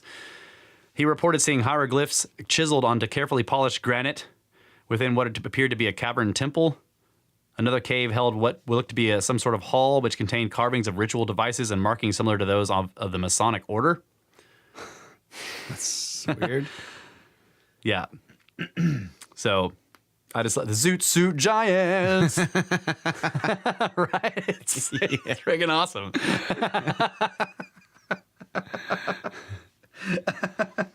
Throw back a keg of beer.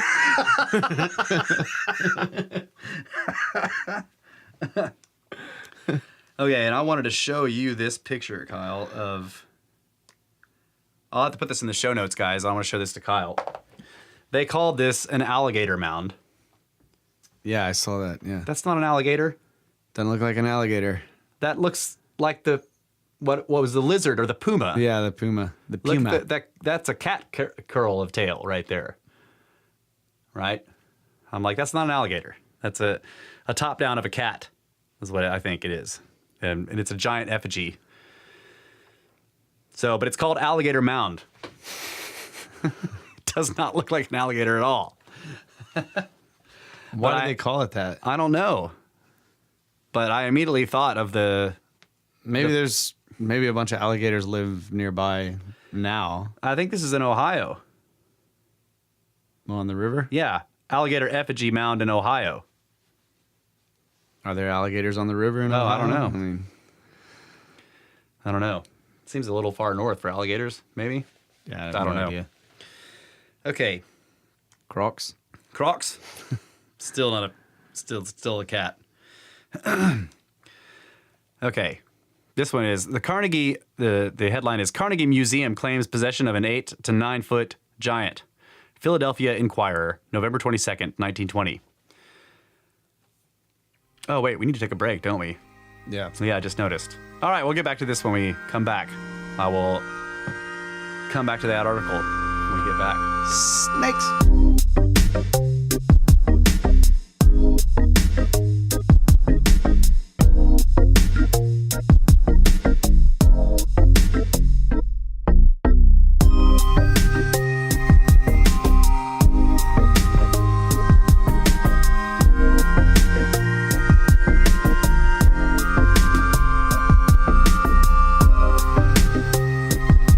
Back. Half our pyramids tied behind our backs just to make it square. Brothers of the Serpent podcast. With my new microphone. It's still new. Looks great. Yeah. Got a spiffy little boom thing for it. It's very pro. Thank you, Ty. Yeah. All right. The Carnegie Museum claims possession of an 8 to 9 foot giant is the headline from the Philadelphia Inquirer, November 22nd, 1920. Dr. W.J. Holland, curator of the Carnegie Museum, Pittsburgh, and his assistant, Dr. Peterson, a few days ago opened up a mound of the ancient race that inhabited this state and secured the skeleton who, while in the flesh, was from 8 to 9 feet in height. The mound was originally about 100 feet long and more than 12 feet high, somewhat worn down by time. It is on the J.B. Seacrest Farm in South Huntington Township. This farm has been in the Seacrest name for more than a century. The most interesting feature of the recent excavations were of the mummified torso of a human body, which the experts figured was laid to rest at least 400 years ago. Portions of the bones dug up in the bones in the leg, Professor Peterson declares, are those of a person between 8 and 9 feet in height. The scientist figures that this skeleton was the framework of a person of the prehistoric race that inhabited this area before the American Indian. The torso and the portions of the big skeleton were shipped to the Carnegie Museum. Dr. Holland and Peterson supervised the explorations of the mound with the greatest of care. The curators believe the man whose skeleton they secured belongs to the mound builder class. Again, he refers to it as the culture of people who blah, blah, blah, as though everybody's familiar with the mound that one. Yeah, exactly. Yeah. No more. Yeah. The second very major find from the immediate vicinity of the Meadowcroft Rock Shelter was of a cache of 49 skeletons that were discovered in Washington County at another mound in the 1930s. The story of this discovery was accompanied by photos of bones, skulls, and teeth, and one of the accompanying photo captions notes, archaeologists are amazed at the excellent condition of the teeth. Yep. Which I always find to be interesting because mostly recent, at least I don't know so much about, I guess I don't know if more recent Indian people had teeth falling out or whatever, but I know that European skulls, when you look at them, their teeth are very, very often in bad condition. So, well, they do, in so many of the stories, they remark on the remarkable condition of the teeth. Yeah. And they're all there, you know. And right. Yeah, nothing has fell out. And sometimes they're worn just from usage. Age, yeah. Yeah. Which is also really... Yeah, really crazy. Interesting. Okay. Like using your teeth for so long that they're all round. Yeah. And none of them have fallen out or rotted. Right. So that's really unusual. Yeah, it is. Okay, so this one is a bit long, but there's a whole bunch of stuff I want to read here. So, ancient Thunderbird site is 1 mile long. Only 2,400 square feet dug of this mile-long site. The Thunderbird site is about a mile long, and we've dug maybe 2,400 square feet, Gardner said. We've opened a few small windows in a house of 10,000 windows. The Thunderbird Museum and Archaeological Park, which houses many of the artifacts discovered at the Thunderbird site and other Indian sites in the northern Shenandoah Valley, is closed for the winter, but will reopen in March. It is just off of US 340, about 7 miles south of Front Royal. The discovery of the famous elephant pipe. This detailed account comes from the Chicago Tribune. The report is very, very thorough and covers the excavation of a series of mounds in which were found various burials and a large number of artifacts, the most amazing being the elephant or mastodon pipes illustrated by Davis and Squire in Ancient Monuments of the Mississippi Valley, the first book ever published by the Smithsonian. One of the most impressive earthworks found during this Iowa excavation was the remains of a 6-acre octagon with curving sides and a passageway on the western side that led to a freshwater spring. That's really cool. Yeah. To give you an idea of the vast extent of some of the sites under investigation, in this report on the Iowa dig, it is reported that a general survey of the area revealed the presence of thousands of mounds that went on for miles, and the remains of what is described as a large ancient city. So here's the headline. General survey reveals thousands of mounds. Chicago Tribune, August 18th, 1889. A party of relic hunters, including this writer, arrived one fine morning in early autumn in the region of mounds lying to the north of Toolsboro. Those mounds were a strange race of those mound builders were a strange race of people. This continent was theirs before the arrival of our modern red man, and their high type of civilization is a cause of wonderment. Their origin, their date, and their disappearance are explained only by theory and conjecture.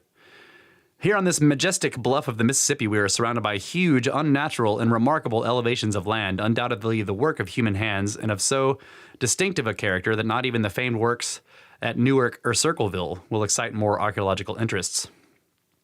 Just on the outskirts of Toolsboro is the inclined mound known locally as the Old Fort. Still, it does not appear to have been erected for defensive purposes. To class it as a sacred enclosure would be more in harmony with the theories advanced by scientific men who have made a study of the similar earthworks in the Ohio Valley.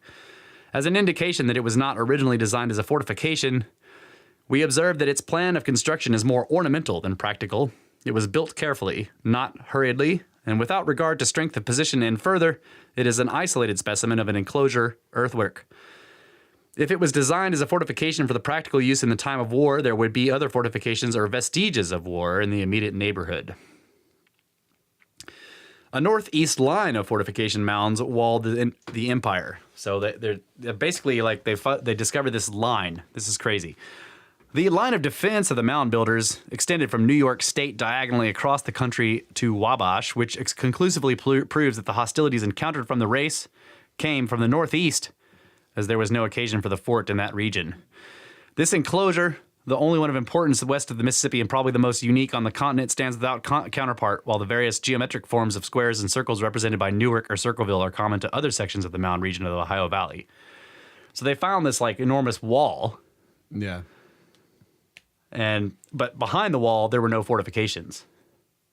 I think that's interesting. Like they think that they did build a wall for some reason. Isn't that one like in a perfectly straight line? Yeah. Yeah. And it goes from miles or whatever? Yeah. 14 miles or something? Yeah, it's enormous. Yeah. The earthen embankments are now somewhat obliterated, but can still be distinctly traced. The angles and bastions exhibiting the form of an octagon, the sides of which are curved inwards, and the closing area of a half a dozen acres.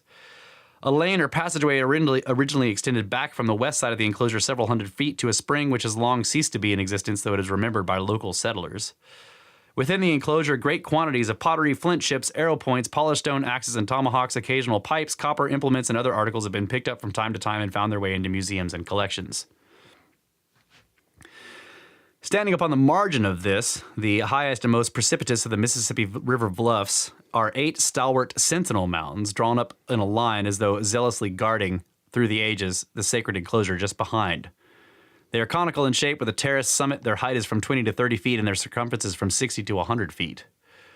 Our first day here was consumed in a general survey of the mound region, which in addition to the above includes several thousand burial mounds, some large and small, extending along the bluffs for miles, and one must naturally conclude that this was the site of a densely populated mound builders' city.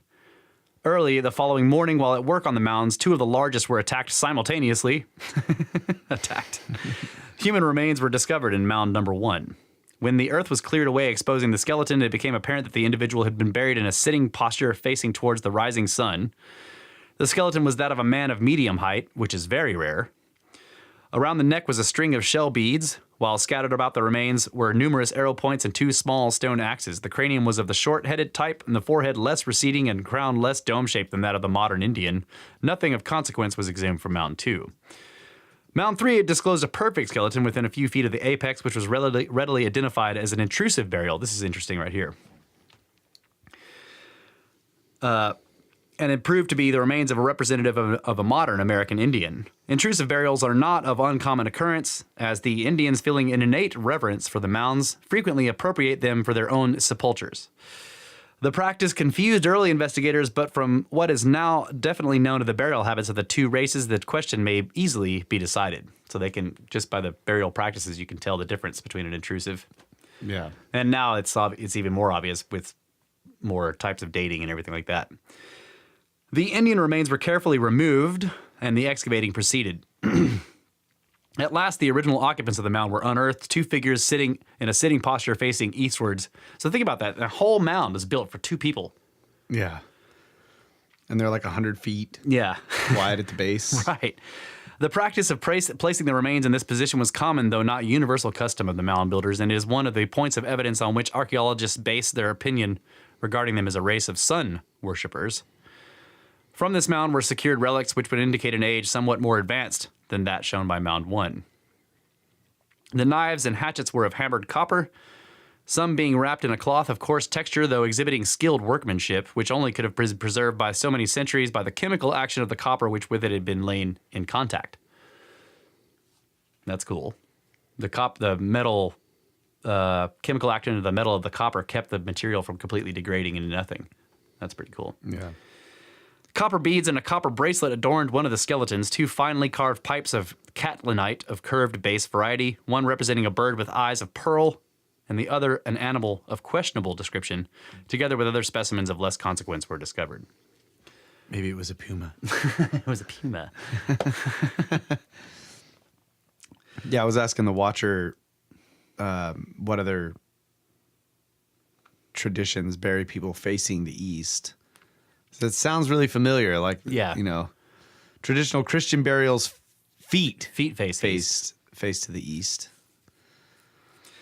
So many of these are buried standing up. Like, I'm going to get into and facing the east. Yeah. Like, you bury somebody standing up, you basically dig a shaft. Yeah. 12 feet deep because the guy is freaking 10 feet tall. Yeah. And how do you keep him standing up? Well, apparently they lined mortise. They lined the shaft. Well, yeah, I don't know. They lined the shafts with log timbers or whatever. No, with like standing stones. Standing stones. They would slide these worked stones down into the sides of the shaft, and they'd wedge the person in there. Yeah.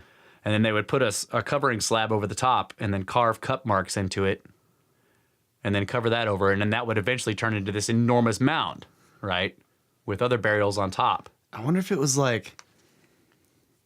It would be kind of cool if the tradition of the society was that after the person was buried, that each person in passing would offer a bit of earth or stone. Oh, yeah. Oh, so and you so just get up. like the oldest Yeah. chieftains, their mounds are just getting massive. That's a great. And then there's, say, artisans or what, you know, the whatever people are shaping it. Like there's somebody in charge of like keeping the shape of it. Yeah. But all the dirt and the earth is coming every day over time. Yeah. That's a fantastic idea. And so that's, you know, you end up with these strewn up from miles down the river, just like all these mounds. And then there's the central one, which is like the guy who founded the city or whatever, you know, it's huge. Yeah. Wow, that's a great idea. Yeah, that people just ritualistically brought. Yeah, that's the way you pay your respects or whatever. It's just like you bring some dirt. Or a rock. Because I remember in so much of this reading where you get to the part where they're excavating the mound and they don't find anything, and then they get to this house that's buried underneath all of it. Yeah.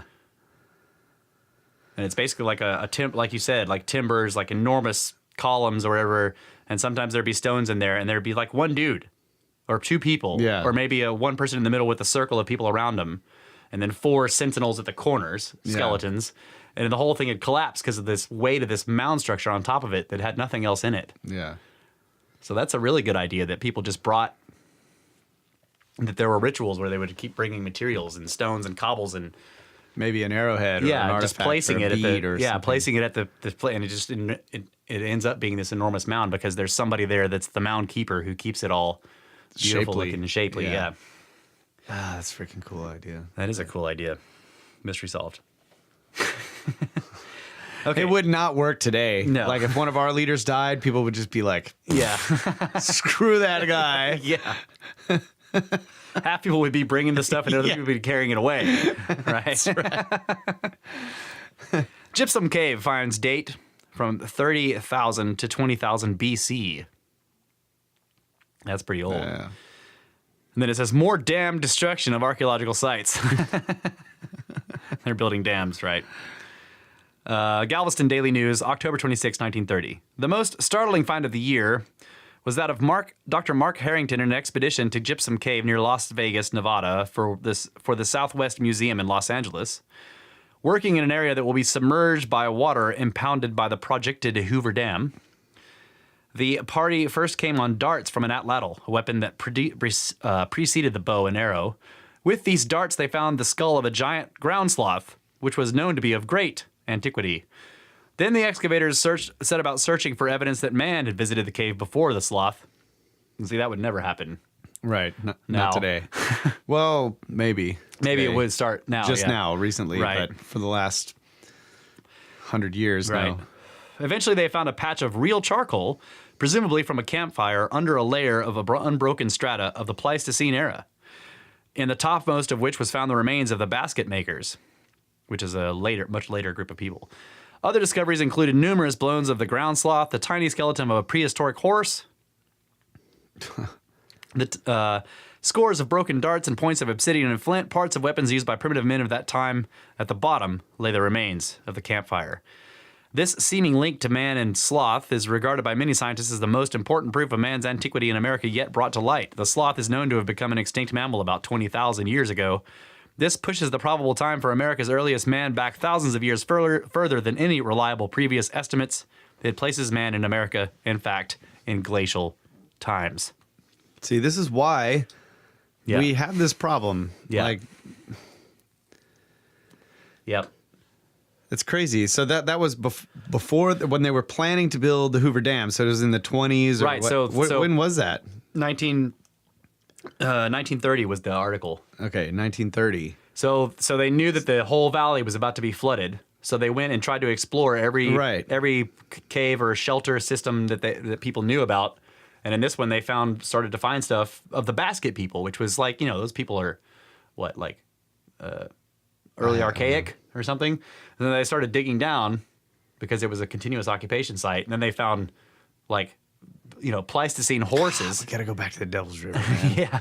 I've been thinking this whole week while I've been listening to that book. Yeah. I'm just like, we got to get in that. Yeah. I bet old Dan Landry, he's been back there multiple times. Well, I just doxed him. Sorry about that. I'm sure he'll be fine. Yeah, he'll be fine. But still, we got to get in those caves. Yeah. We got to get to the bottom of this Yeah. situation here. Yeah. Very true. I'm trying to come up with giant puns. Well, it's not a big deal if you can't come up with any. I just did. So did I. A giant. Oh. Totally missed it. That was a tremendous pun, though. Yeah, I came up with one, but it was forgotten.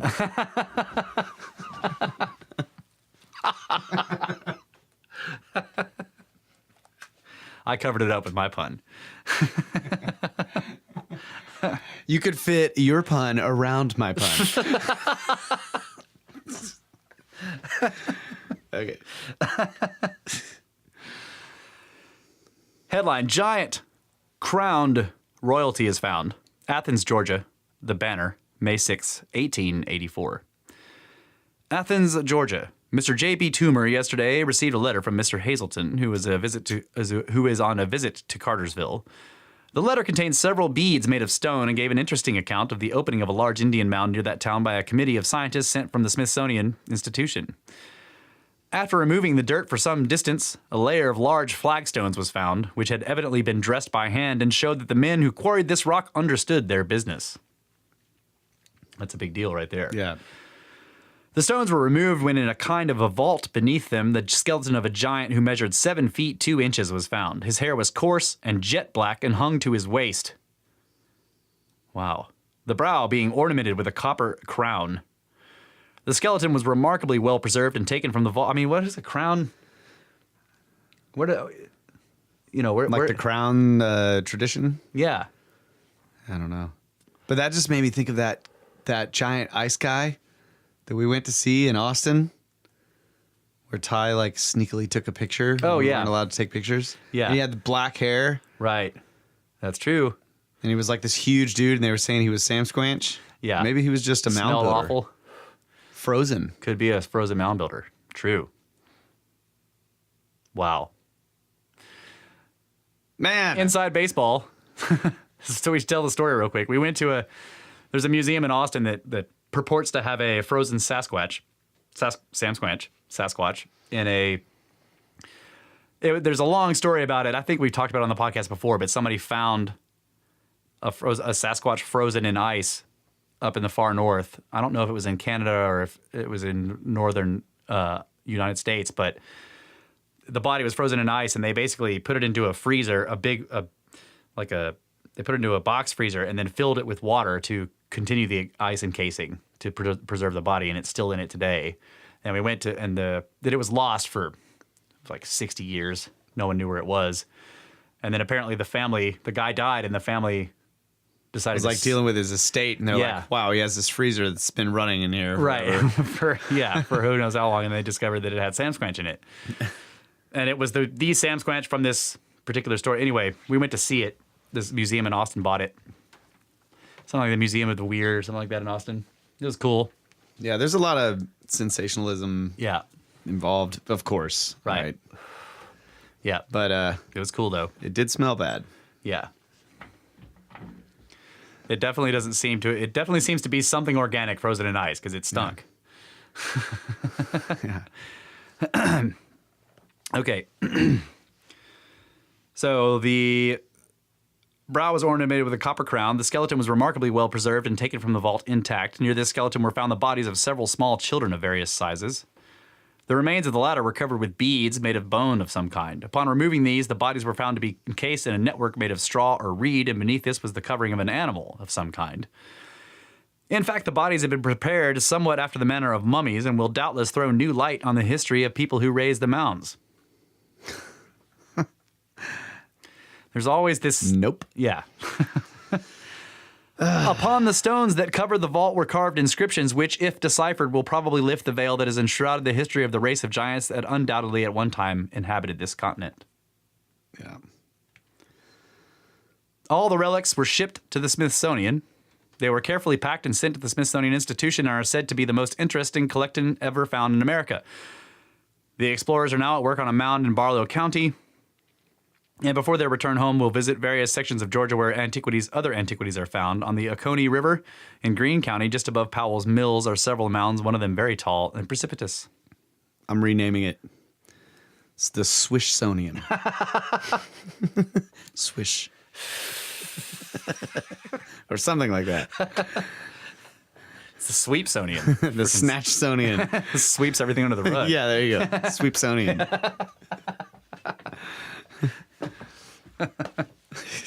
The Swishsonian. Swish. All right, what was that? That was Copper Crown. Yeah, so the I guess you're going to get into the metallurgy stuff, so. Yeah, well, if we get to it for this show. This may be a two-part show as well. I still have a whole bunch of links, and I'm only halfway through the first page of them. So, this one is, let's see, where is this from? This is Associated Press, 1926, I believe. Is that right? I'm still trying to figure out, like... Oh, okay, this is from the Smithsonian Field Report. What? The timeline when all of this stuff basically vanished from the records. Oh, yeah. Is after the 30s. Right. But it was getting started in the 40s and didn't really seem to complete until like after the 70s or whatever. But because there was, I mean, he has articles. It's like all of our grandfathers should have known about all this stuff. Right. You know? So it was that recent when this was just a common knowledge. Right. So it seems strange that, you know, there's just how well, like I guess our grandfathers would have been boys in 1920. who are fascinated with that kind of stuff, right? Yeah. I mean, yeah, that's true. They have the time to be like, oh, giant bones, you know? I mean, yeah, dang, yeah. So it's just weird that that it was so well hushed up, and I guess of course, you know, what matters. All the curriculum had to change. Yeah. What matters is it wasn't put into the curricula of schools. So. Okay, so this is from the Smithsonian Field Report, I believe. I'm trying to figure this out. The Smithsonian Field Report of 1883. It says, shows quite clearly that they uncovered numerous giants, one of which was decorated with heavy copper bracelets. So this is from the report. As we catalog the unusual burial practices associated with the mound builders, the sun circle... Yeah, okay, so this is the circle burial. The sun circle burial arrangement is one of the most dramatic. In this case, 10 skeletons were all found buried, with their feet facing inwards surrounding a central skeleton, presumably that of a king or a high-ranking spiritual or military or some other kind of leader. In burial mound number 7, a giant 7 feet tall was found with his head pointing west. Lying in a circle just above the hips were 60 circular pieces of white perforated shell, each about 1 inch in diameter and about an eighth of an inch thick. His arm was found to be reaching out towards an oven-shaped vault containing 2 bushels of corn. Yes. They had the corn. Yeah. In this burial, covering of flat stones with cup-shaped markings covered the upper layer of the burial. See, that's what I was saying. They put these, and those cup shapes in the rocks or whatever are seen all over England and are associated with the Neolithic culture there. Cup marks is what they call them. Cup-shaped markings on stones have been found found in Europe as well as South America. In this case, further digging revealed a stone slab coffin with a skeleton laid out facing the east. Mound 23 was found to be of a hardened pyramid shape. This is interesting. Digging was extremely difficult, as the mound seemed to be reinforced with a hard cement-like substance. Yeah. Shame here. Digs at other mounds across the U.S. have also uncovered similar cement substances, which researchers have likened to a type of Portland cement. In many of the more elaborate mound burials, actual huts, houses, and temples have been uncovered under the mounds. In this case, what had once been a circular or polygonal timbered and conical roofed vault was found with a number of burials contained inside. One of the most iconic and unusual of the mound builder burial practices involved the burial of adult couples in romantic embrace, sometimes even kissing. Similar burials have been found recently in Europe. Further down in this burial mound, another couple was found in a sitting posture with their legs interlocked to the knees. Yeah. But I thought that really was cool. Interesting. It was like basically a pyramid covered in dirt, but it was a pyramid that had been built of cement. Yeah. Okay. Let's see. 115. I wonder too if there's this idea that there's weird, like the pharaohs, a pharaoh would die or something, and then they would just kill all their servants and bury them in there with them and everything. And all their wives and everything. Yeah. I wonder, it just seems like the way these are set out, like with the couples and all that, it just seems different. Yeah. Like I was imagining that. Right, I thought the same thing. Like it doesn't look like they slaughtered the wife to be buried with the male or whatever. Right. Yeah. But it's like the guy surrounded by all the other guys. Yeah. Was like after a battle or something. Could be, yeah.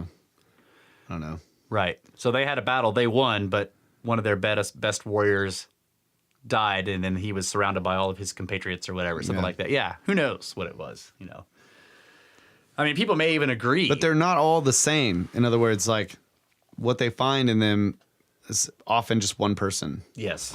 With some animal bones or whatever. Right. In the bottom layer. Then you get up so since they're digging down from the top, they find a bunch of skeletons in one layer, and then they go down 4 feet more, and then they find more skeletons. Then they go down like 4 or 5 feet more, and then they found a whole bunch of skeletons. They go down below that, and they find one guy. Yeah. And so everybody was basically buried on top of that guy over this, whoever knows how many thousands of years. That's cool. Yeah. To me. I like that. So. All right. So next part. Let's see. On the Smithsonian's discovery of the 7 foot 6 inches tall giant. The excavation of this mound was made by sinking a shaft from the top, reports the Smithsonian in their 1883 field report. After removing some large stones, a vault was found in which was a decayed skeleton minus a head. At a depth of 6 feet, another skeleton was found, and 3 feet deeper, a third one was discovered. The real find was 19 feet from the top. Here, a large vault, 12 feet square and 7 or 8 feet high, was discovered. Upright timbers had been placed around the sides to hold up the roof, but they had decayed and dirt and rocks had fallen into the vault. So this is basically just what we were just talking about. Yeah. In this vault were 5 skeletons, 4 of whom had been placed in each corner in an erect position, and the 5th was laying flat on the floor. The 4 in the corner seemed to be standing guard over a chief or an important person. This man, in the middle, was a giant, 7 feet, 6 inches tall, and measured 19 inches between his shoulder sockets. He had been buried in a bark coffin placed on his back with arms at his side and legs together. There were 6 heavy bracelets on each wrist and 4 others under his head. On the breast was a copper gorget, a piece of armor. 3 spearheads were found in each hand, and others were scattered around the floor of the vault. On the shoulder were 3 large plates of mica, and around the shoulders were many small ornamental shells. While the dirt was being put back, a smoking pipe, which had been carved out of gray steatite, where soapstone was found. It was highly polished and similar to others found in mounds in Ohio.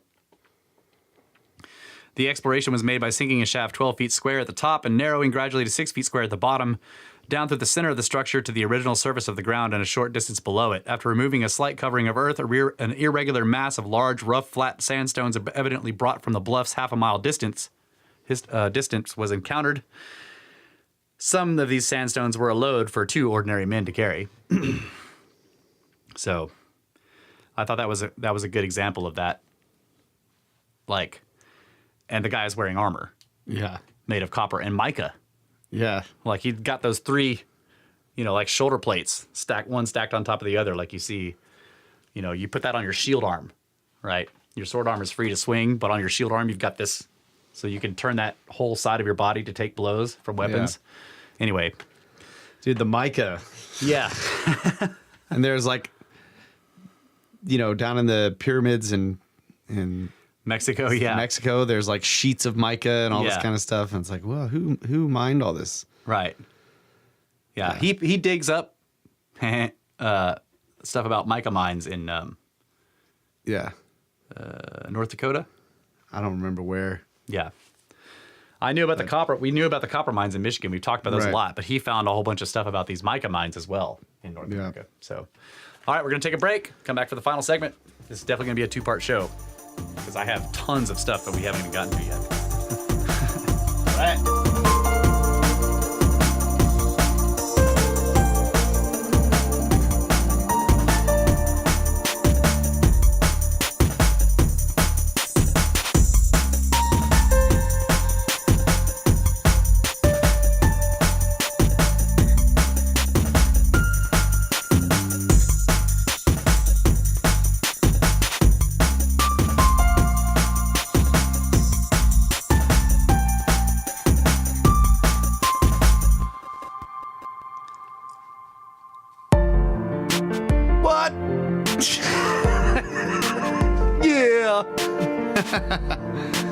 Ancient giants.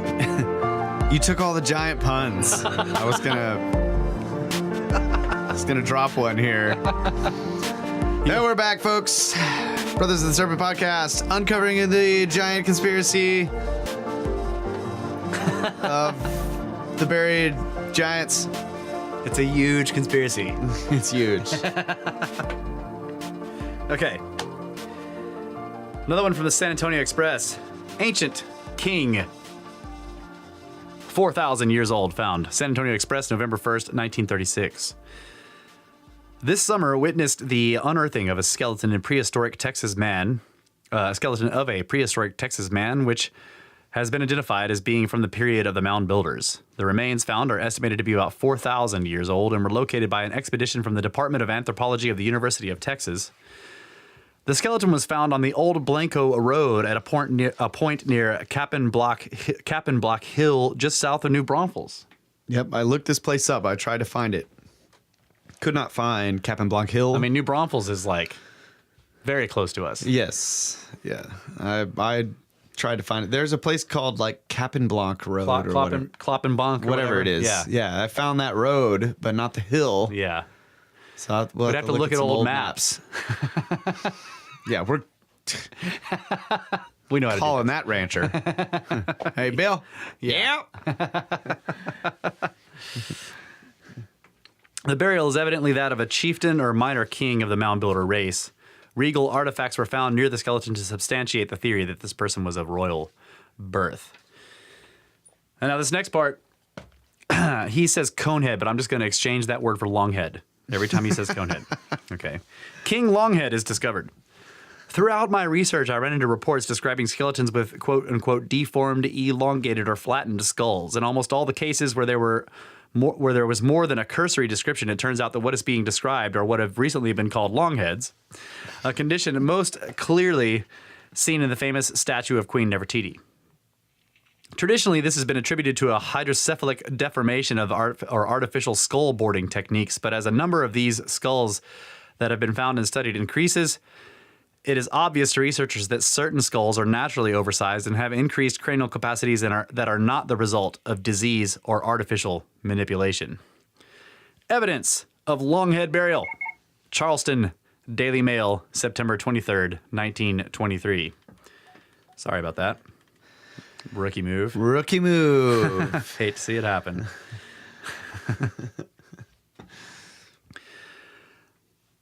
September 23rd, 1923. The removal of a wagon load or so of these stones brought to light a stone vault 7 feet long and 4 feet deep, in the bottom of which was found a large and much decayed human skeleton, but wanting the head, which the most careful investigation failed to discover. A single rough spearhead was the only accompanying object found in this vault. At the depth of 6 feet, in earth similar to that around the base of the mound, was found a second skeleton, also much decayed, of an adult of normal size. At 9 feet, a third skeleton was discovered in a mass of loose, dry earth surrounded by the remains of a bark coffin. This was in a much better state of preservation than the other two. The skull, which was preserved, was of the compressed or longhead type. In other words, this skeleton exhibited head characteristics similar to those found in South America and Egypt. As digs progressed in other parts of the state, archaeologists in Wheeling, West Virginia, found another grouping of giants ranging in height from 6'7" to 7'6", and also displaying unusual skull formations with low foreheads that slope back gradually. Mound builders had peculiar heads. Ancient monuments of the Mississippi Valley. Professor E.L. Lively and J.L. Williamson of Friendly have made an examination of the giant skeletons found by children playing near the town. The femurs and vertebrae were found to be in a remarkable state of preservation and showed the persons to be of enormous stature. The skeletons ranged in height from 7'6" down to 6'7" inches. The skulls found are of peculiar formation. The forehead is low and slopes back gradually, while the back part of the head is very prominent, much more so than the skulls of people living today. Akhenaten. Yeah. Yeah. So it's like almost when you look at them from the front on, they would look normal, but it's when they turn to the side that you see that the rear of their head goes back really far. But from the front, they might look just like a regular person. Yeah. Really strange. Yep. Wonder what their pillows were shaped like. Long heads need long pillows. They had to turn them sideways, right? I was thinking of the bark coffin. Like, what's the deal with that? I don't know. Like, bark is the first thing to rot off the log, right? But maybe when you're trying to preserve a body, somehow it's a preservative type of thing. It does something. Or I don't know. Yeah. I don't know. It's all about moisture, right? Yeah. Bark seems to absorb it a lot. Yeah, that's true. But it seems like I don't know. That's just weird. It is. I thought of that too. Like, why would you use bark? But then every time they mention the bark, that skeleton is the best one preserved. Right. Of course, the other ones weren't protected by anything. True. Or they're wrapped in cloth, which, unless you use all the sort of embalming techniques that the Egyptians used, that cloth doesn't help you. I don't know. It's interesting. Yeah. But dang it, that's close. Yeah. That gave me hope. I was like, man, how come there's no giants around here? Yeah. There was one. There was actually, the San Antonio one, giant skull. Yeah. Too. Yeah, that was Beach Man or whatever, the beach skull. Well, that was the San Antonio Express reported it, but it wasn't in San Antonio. But it was in Texas. Yeah, anyway. Waco was one of them. Oh, okay. Yeah. A hollow metal bird found. Oakland Tribune, December 20th, 1925. Many objects of strange form of undoubted aboriginal manufacture have been found in the mounds. For instance, a hollow metal bird with many perforations and small vessels of odd shapes with numerous holes bored through them. For what purpose could such things have been meant? From a mound near Chillicothe came a carving in soft serpentine representing in a really exquisite detail a duck riding on a fish. This, however, was a pipe. Of course. The pre-Columbian Indians were all of them smokers of tobacco and other things, and the mounds yield great numbers of pipes. In one group of mounds were found... you know the duck riding on a fish. Yeah. You know what they were smoking. You know what they were smoking, man. Check out my new duck riding on a fish smoking pipe.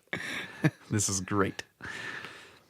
In one group of mounds were found hundreds of jawbones of human beings, bears, and other animals cut in a most curious way so as to leave in each case a thin slice of the alveolar structure holding a row of teeth. The work must have been done with a saw so exceedingly thin and sharp that it is a puzzle to know how the Indians could have obtained such a tool. But more important the question is, why should the jaws have been cut that way? Is that really a more important question? No. Okay. The more important question is, what shamir were they using?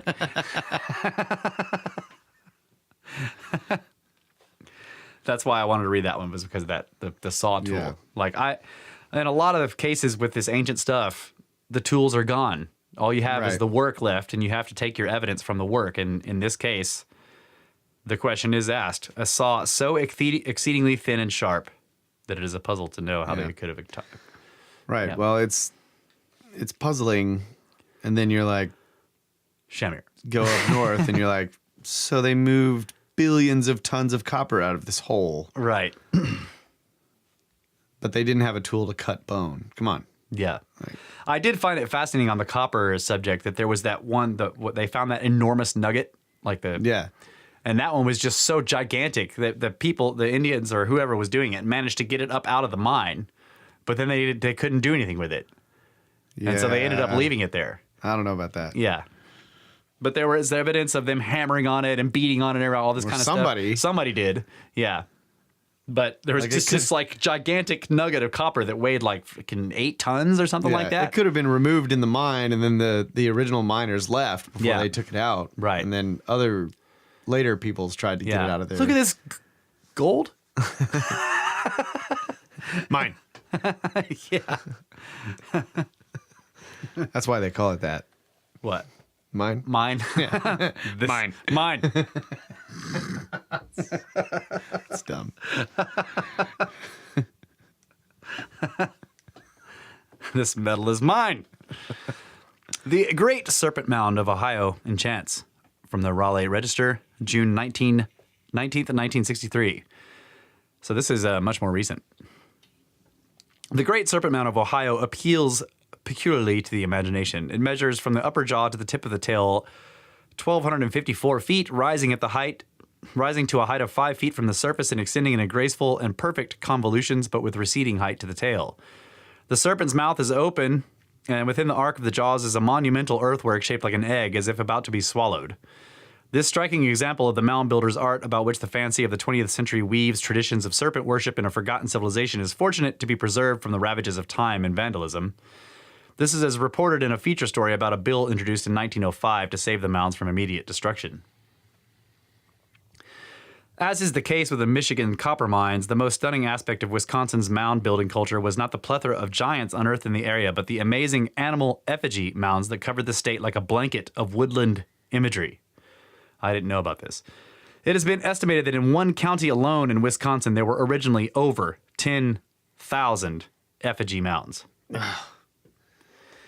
It is no exaggeration to say that Wisconsin was an ancient version of the Nazca Plateau in South America, which is famous worldwide for the thousands of animal images carved there.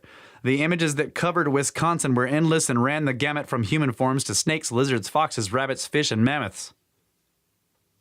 Mammoths? Yeah. Unfortunately, no official attempt has ever been made to save these mounds from destruction, and at this point in time, the vast majority of mounds that once blanketed the state have been destroyed.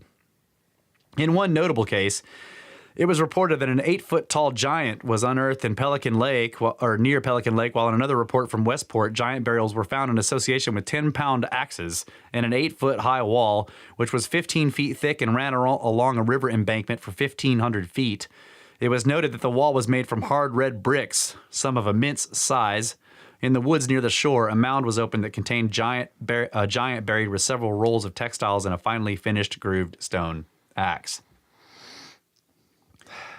Sounds a little bit like rock wall. Yeah. The so-called effigy mounds are confined almost wholly to Wisconsin and a small part of Iowa. The entire valley of Prairie du Chien Township is dotted with these mounds, shaped to represent bears, deers, rabbits, antlered elks, and other animals. They form veritable droves, all headed like the river to the southwest. They're running from the flood. Yeah. Oh, man.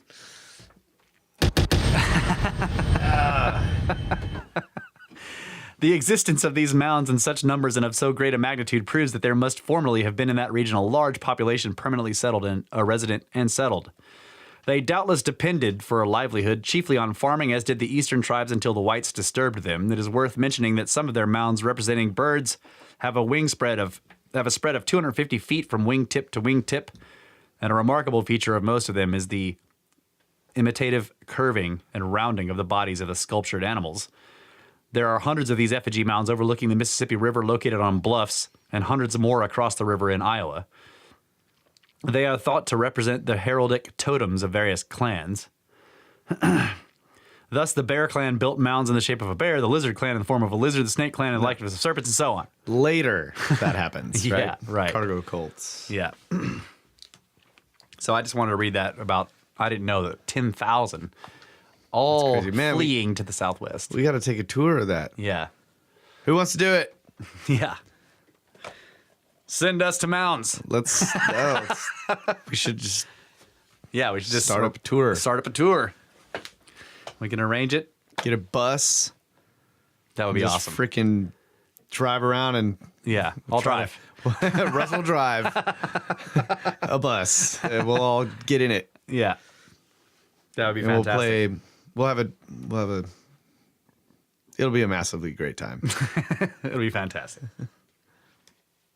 Okay, that was. Let's see, we'll have to call all the farmers and see if we can. Yeah. Go traipsing around on their giant properties. Can we take a look at your giant property? Man, we need to LiDAR the United States. Yeah. Find more. Yeah. Giant skeleton found. Massive human bones and Indian relics unearthed near Pelican Lake, New North Wisconsin, July 23rd, 1908. That human beings of enormous size inhabited this section of the country ages ago was proven last Sunday when the massive skeleton of an Indian was unearthed near Pelican Lake. The interesting discovery was made by George Patton and L.H. Eaton, two Chicago tourists who are spending the summer there. For several days, the men noticed a mound on their travels through the woods and at last, led by curiosity, decided to excavate it. That sounds... Let's go dig that thing out. Procuring spades, they fell to work, and after digging down to a depth of about 4 feet, were surprised to find the bones of a large human foot protruding through the earth. Digging further, they gradually uncovered the perfect form of a giant. The skeleton was nearly 8 feet in height, and the arms extended several inches below the hips. Buried with the bones were numerous stone weapons and trinkets. Along with these were a curious stone hatchet, a copper knife, several strange copper rings, and a necklace made of the tusks of some prehistoric animal. Yeah. The skeleton is no doubt that of an Indian who was one of the tribe of giants who roamed this part of the state over 1,000 years ago. So, When was that? When was that story? 1908. Yeah. That was I think the Tunguska meteorite impacted not too long after that story was written. Or maybe it was just before it. Okay. Where am I at here? Where are you at? I'm at 154. Oh, yeah. Yeah, sorry. No, that's cool. Okay. Okay, so this is more about the effigy mounds. One Wisconsin county has over 500 animal effigy mounds. On Doty Island near Menasha, several mounds have been found of well-defined animal shapes, while in Crawford County are 500 of these tumuli, 100 of which are located in Prairie du Chien and Wauska. The recent discovery in Portage County by W.A. Titus of the Wisconsin Archaeological Society of a number of Indian mounds which have yielded a number of interesting relics has called to the minds of the members of the State Society a large number of tumuli in effigy shape that have been placed on official record in late years. It is of interest to note that, as of now, all known effigy mounds are within the boundaries of Wisconsin. 734 mounds near Devil's Lake. In 7 townships lying about Devil's Lake, there are 734 mounds. Best known of these is a bird. We're talking about effigies. Yeah. Best known of these is a bird with outstretched wings extending 150 feet, tail forked with wings bent near the tip. The bird seems to be flying towards the lake, the shore of which is but a few rods distant. The head, breast, and body are several feet in height. Wisconsin is effigy mound capital of the world. According to Dr. Cummings, at one time probably over 20,000 mounds existed in the north-central Midwest area, and of all effigies constructed, about 95% were built in the territorial limits of Wisconsin, making the state the effigy mound capital of the world. Cummings estimate the mounds in Whitewater were built between AD 200 and 1200 and were different from Aztalan mounds. I'm not sure how to say that. Aztalan. Aztalan. And that the local mounds are burial mounds lacking deposits of artifacts of any significance. 20,000 mounds of animals. All you Wisconsin peeps. Yeah. Let's hang out. Yeah. The earthwork mounds resemble various shapes of varying sizes. Mink, 348 long. Panther, 120 feet long. Bird body, 57 feet wide. And wings, 69 feet long. Conical, 32 feet wide. Ovals, 32 by 90 feet. Conical, 38 feet wide. He's just listing off the sizes of these things. Turtle, 143 feet wide, 100 feet long, and tapers. Those are big. Yeah. This is really,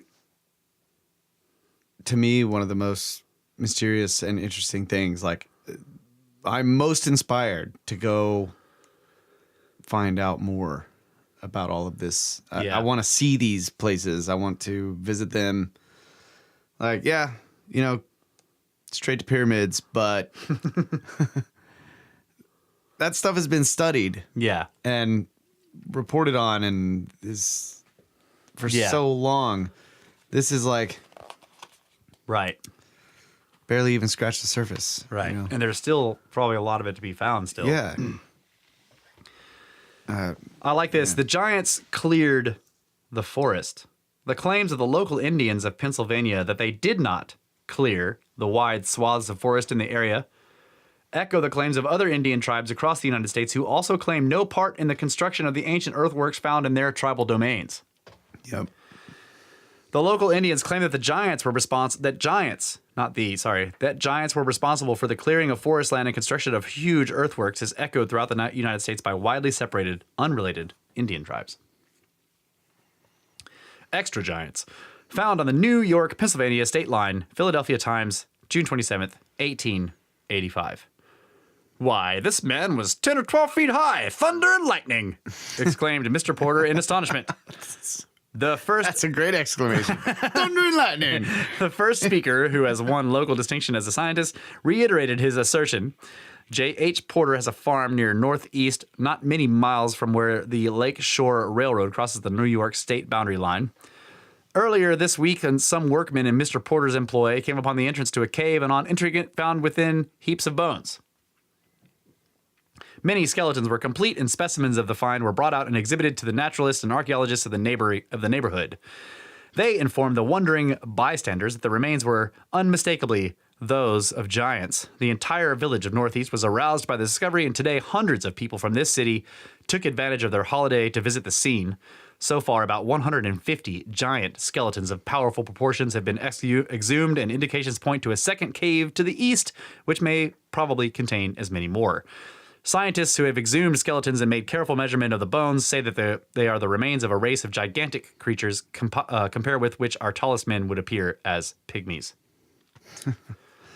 12 feet, 10 to 12 feet. Yeah. 150. Yeah. Thunder and lightning. I'm going to use that from now on. Thunder and lightning. That's great. All right, that was 177, 189. I'm getting close. You're next. No, we're already up. No, look at that. Look at that. Oh yeah, that. I was looking at overall time here. Yeah. But you know, we did like a 40 something. Yeah, 45 minute, 41 first segment, 42 minute first segment. Oh, I'll go next time. Okay. All right, so that would be. Give me more time because like I just barely got through this book.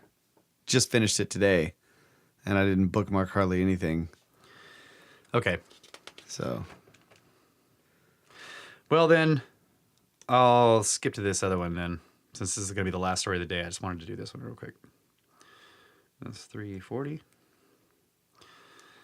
Last story from the book today. By the way, this is coming from The Ancient Giants Who Ruled America by Richard J. Dewhurst. All of this has been. So this one I thought was funny. Indians of Carolina thought the world was round. Engraved upon one of the medallions found in association with the Mound Builder burial in North Carolina is the image of a triple-headed goddess holding a round globe of the world in one of her hands, proving that these were savages who did not know the earth was a disc.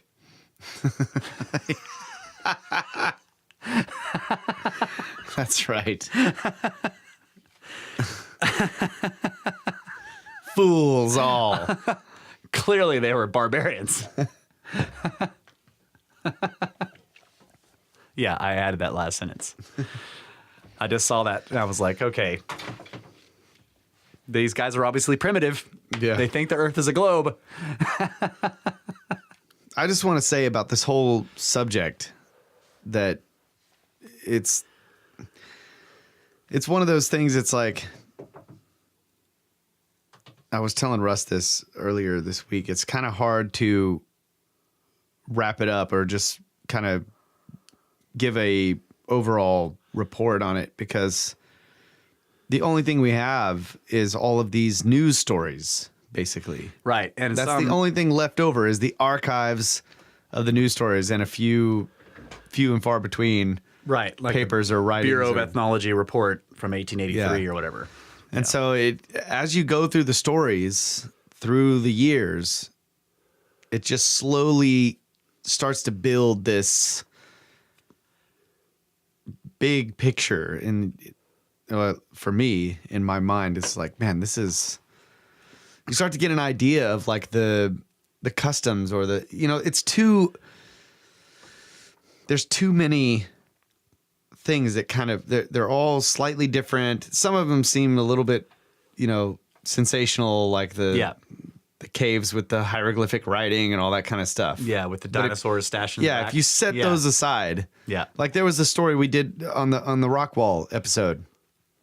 Patty Kenup was telling us about the story about the guys that claimed they found a doorway into the wall and then it went in and there was like massive rocking chairs and you're just like, okay, right, great guy, you found rocking chairs. I mean, I'm sure they had rocking chairs, but sure, seriously, iron beds, enormous iron cooking pots with bones sticking out of them.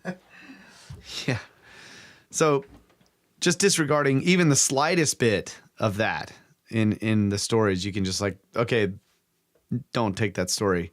All of the rest of them have these similarities in the way that, like Russ was pointing out multiple times, that the reporter is speaking about these things as though everybody knows already. Yeah. It doesn't read like a typical sensational story that would be, for the first time, here's everybody, like, we're trying to introduce this crazy idea. Right. This was common knowledge. Yeah. And there's so many of them. And then you start to look at like the last stories, so many mounds. And like our experience here, just, in Texas, in the place that we live, like there's so many relics, so many midden mounds, just just piles of trash that they're huge. Right. That were left here. You start to get this idea that the population was enormous and over thousands and thousands and thousands of years. Yeah. It's just right. So you have to immerse yourself in the subject. Yeah. You can't read one or two of these articles and think you get it. Like, this is why we're going through so many of them. This is why Dewhurst does it in his book. This is why other people like Jim Vera. Yeah. And that's the other aspect of it. Like you start to get the idea just from the burials that are, that are being reported on, the stonework, for example. Yeah. And then the copper work. And then there's all these, this guy doesn't even go into this, but Jim Vieira does, all of the stoneworks in the Northeast. Right. That were built. I mean, they're huge mounds, basically, that have these massive stoneworks inside them. The stones were erected, and then they were completely covered in it's an earthwork construction. They were covered in dirt and rubble. Right. And everything was covered except the entrance. And in some cases, the entrances ended up being buried too. Right. And found later and excavated.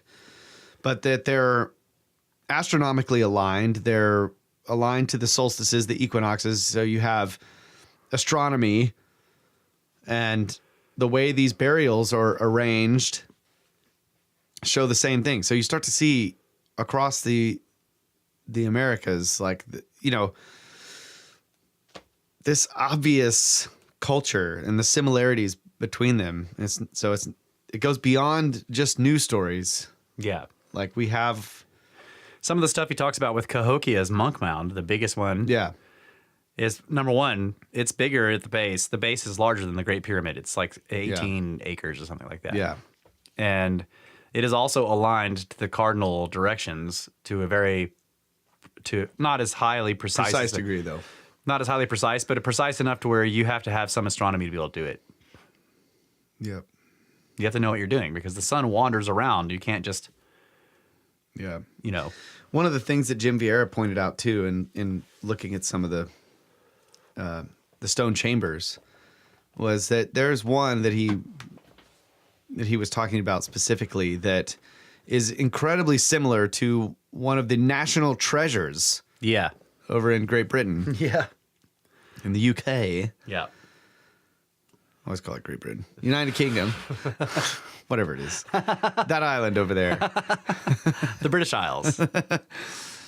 And it's considered, a root cellar, a colonial root cellar here. Right. Like, it's just not even, no one cares about it. It's in the middle of the woods, overgrown, and no one visits it. Yeah. But it's astronomically aligned. Right. And it looks so similar to this Neolithic structure in amazing stonework. Yeah. So there's something going on here that is very few people are looking at. And that's one of the reasons why it fascinates me so much. Right. And the fact that there are giants. Yeah. Come on. Yeah. And this is off our normal topic of like ancient advanced civilizations, but this is part of that topic in the sense that this is a hidden history. So this is what we're discussing. It also lends credence to, once again, this systematic Joseph Smith guy. Yeah.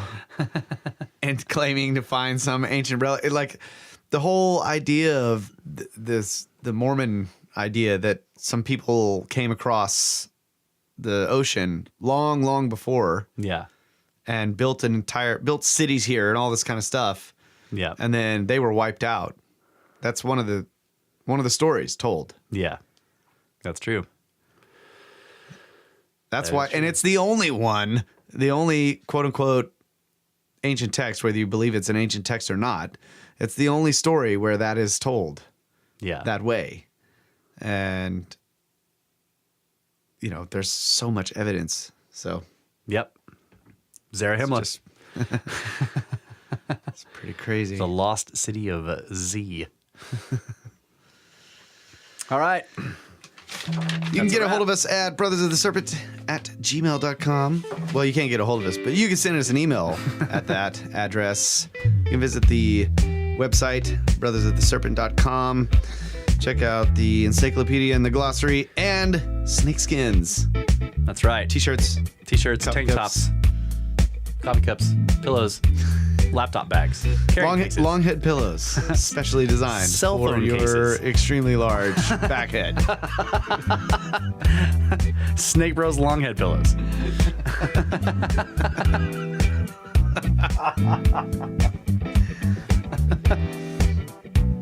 Also, I'm not sure when this is going to happen where we're getting butt flaps made. They are being tailor-made for us with our logo on them. It's going to be fantastic. They're going to be extremely highly priced. That's right. Yeah. If you want one, better sign up. Yeah.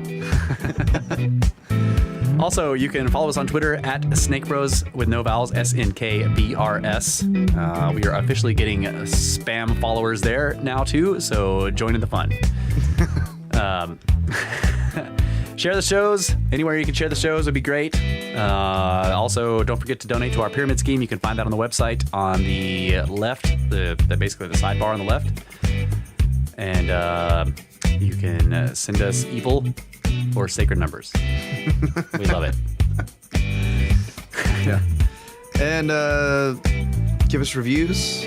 Really helps out. If you can't donate, a review we will accept instead of a donation. We understand what it's like to be down the dumps. That's true. Hopefully this is an uplifting show and you can give us a review and tell everybody else to check it out. Yeah. Hopefully this show will take you to new heights. And you don't think it was full of tall tales.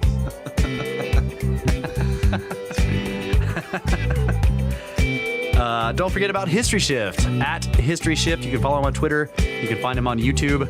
You can find his blog about searching for dolmens in Montana at historyshift.blogspot.com. He still wants hiking buddies. He's still trying to run from Sasquatch. So people that go out there and help him hunt for glacial erratics and possible man-made structures in the hinterlands of Montana would be awesome. And he's having a lot of fun, and he's been telling us about it, and he's blogging about it. So you can read about that, and you can follow him on Twitter at HistoryShift and on YouTube. He's been making all of our YouTube videos, so you can follow us on YouTube, Brothers of the Serpent on YouTube. And I wanted to give another shout out one more time to Henry Hablack. I hope I'm saying that right. He probably doesn't say it like that. My name is Henry Hablack. You can find him on Instagram, HHablack. So at HHablack and at Hermetica with a K .bigcartel.com. All right. Thanks, Henry. Thanks for the great conversation. Thanks to History Shift for all the work you've been doing for us, buddy. Thanks to everybody else. Thanks to all you listeners. Thanks to everybody that follows us on Twitter and says awesome stuff. Lizard Predator Jam. Those were awesome stories. Thanks, bro. Yeah. Love Thanks, you guys. everybody. Yep. Good night.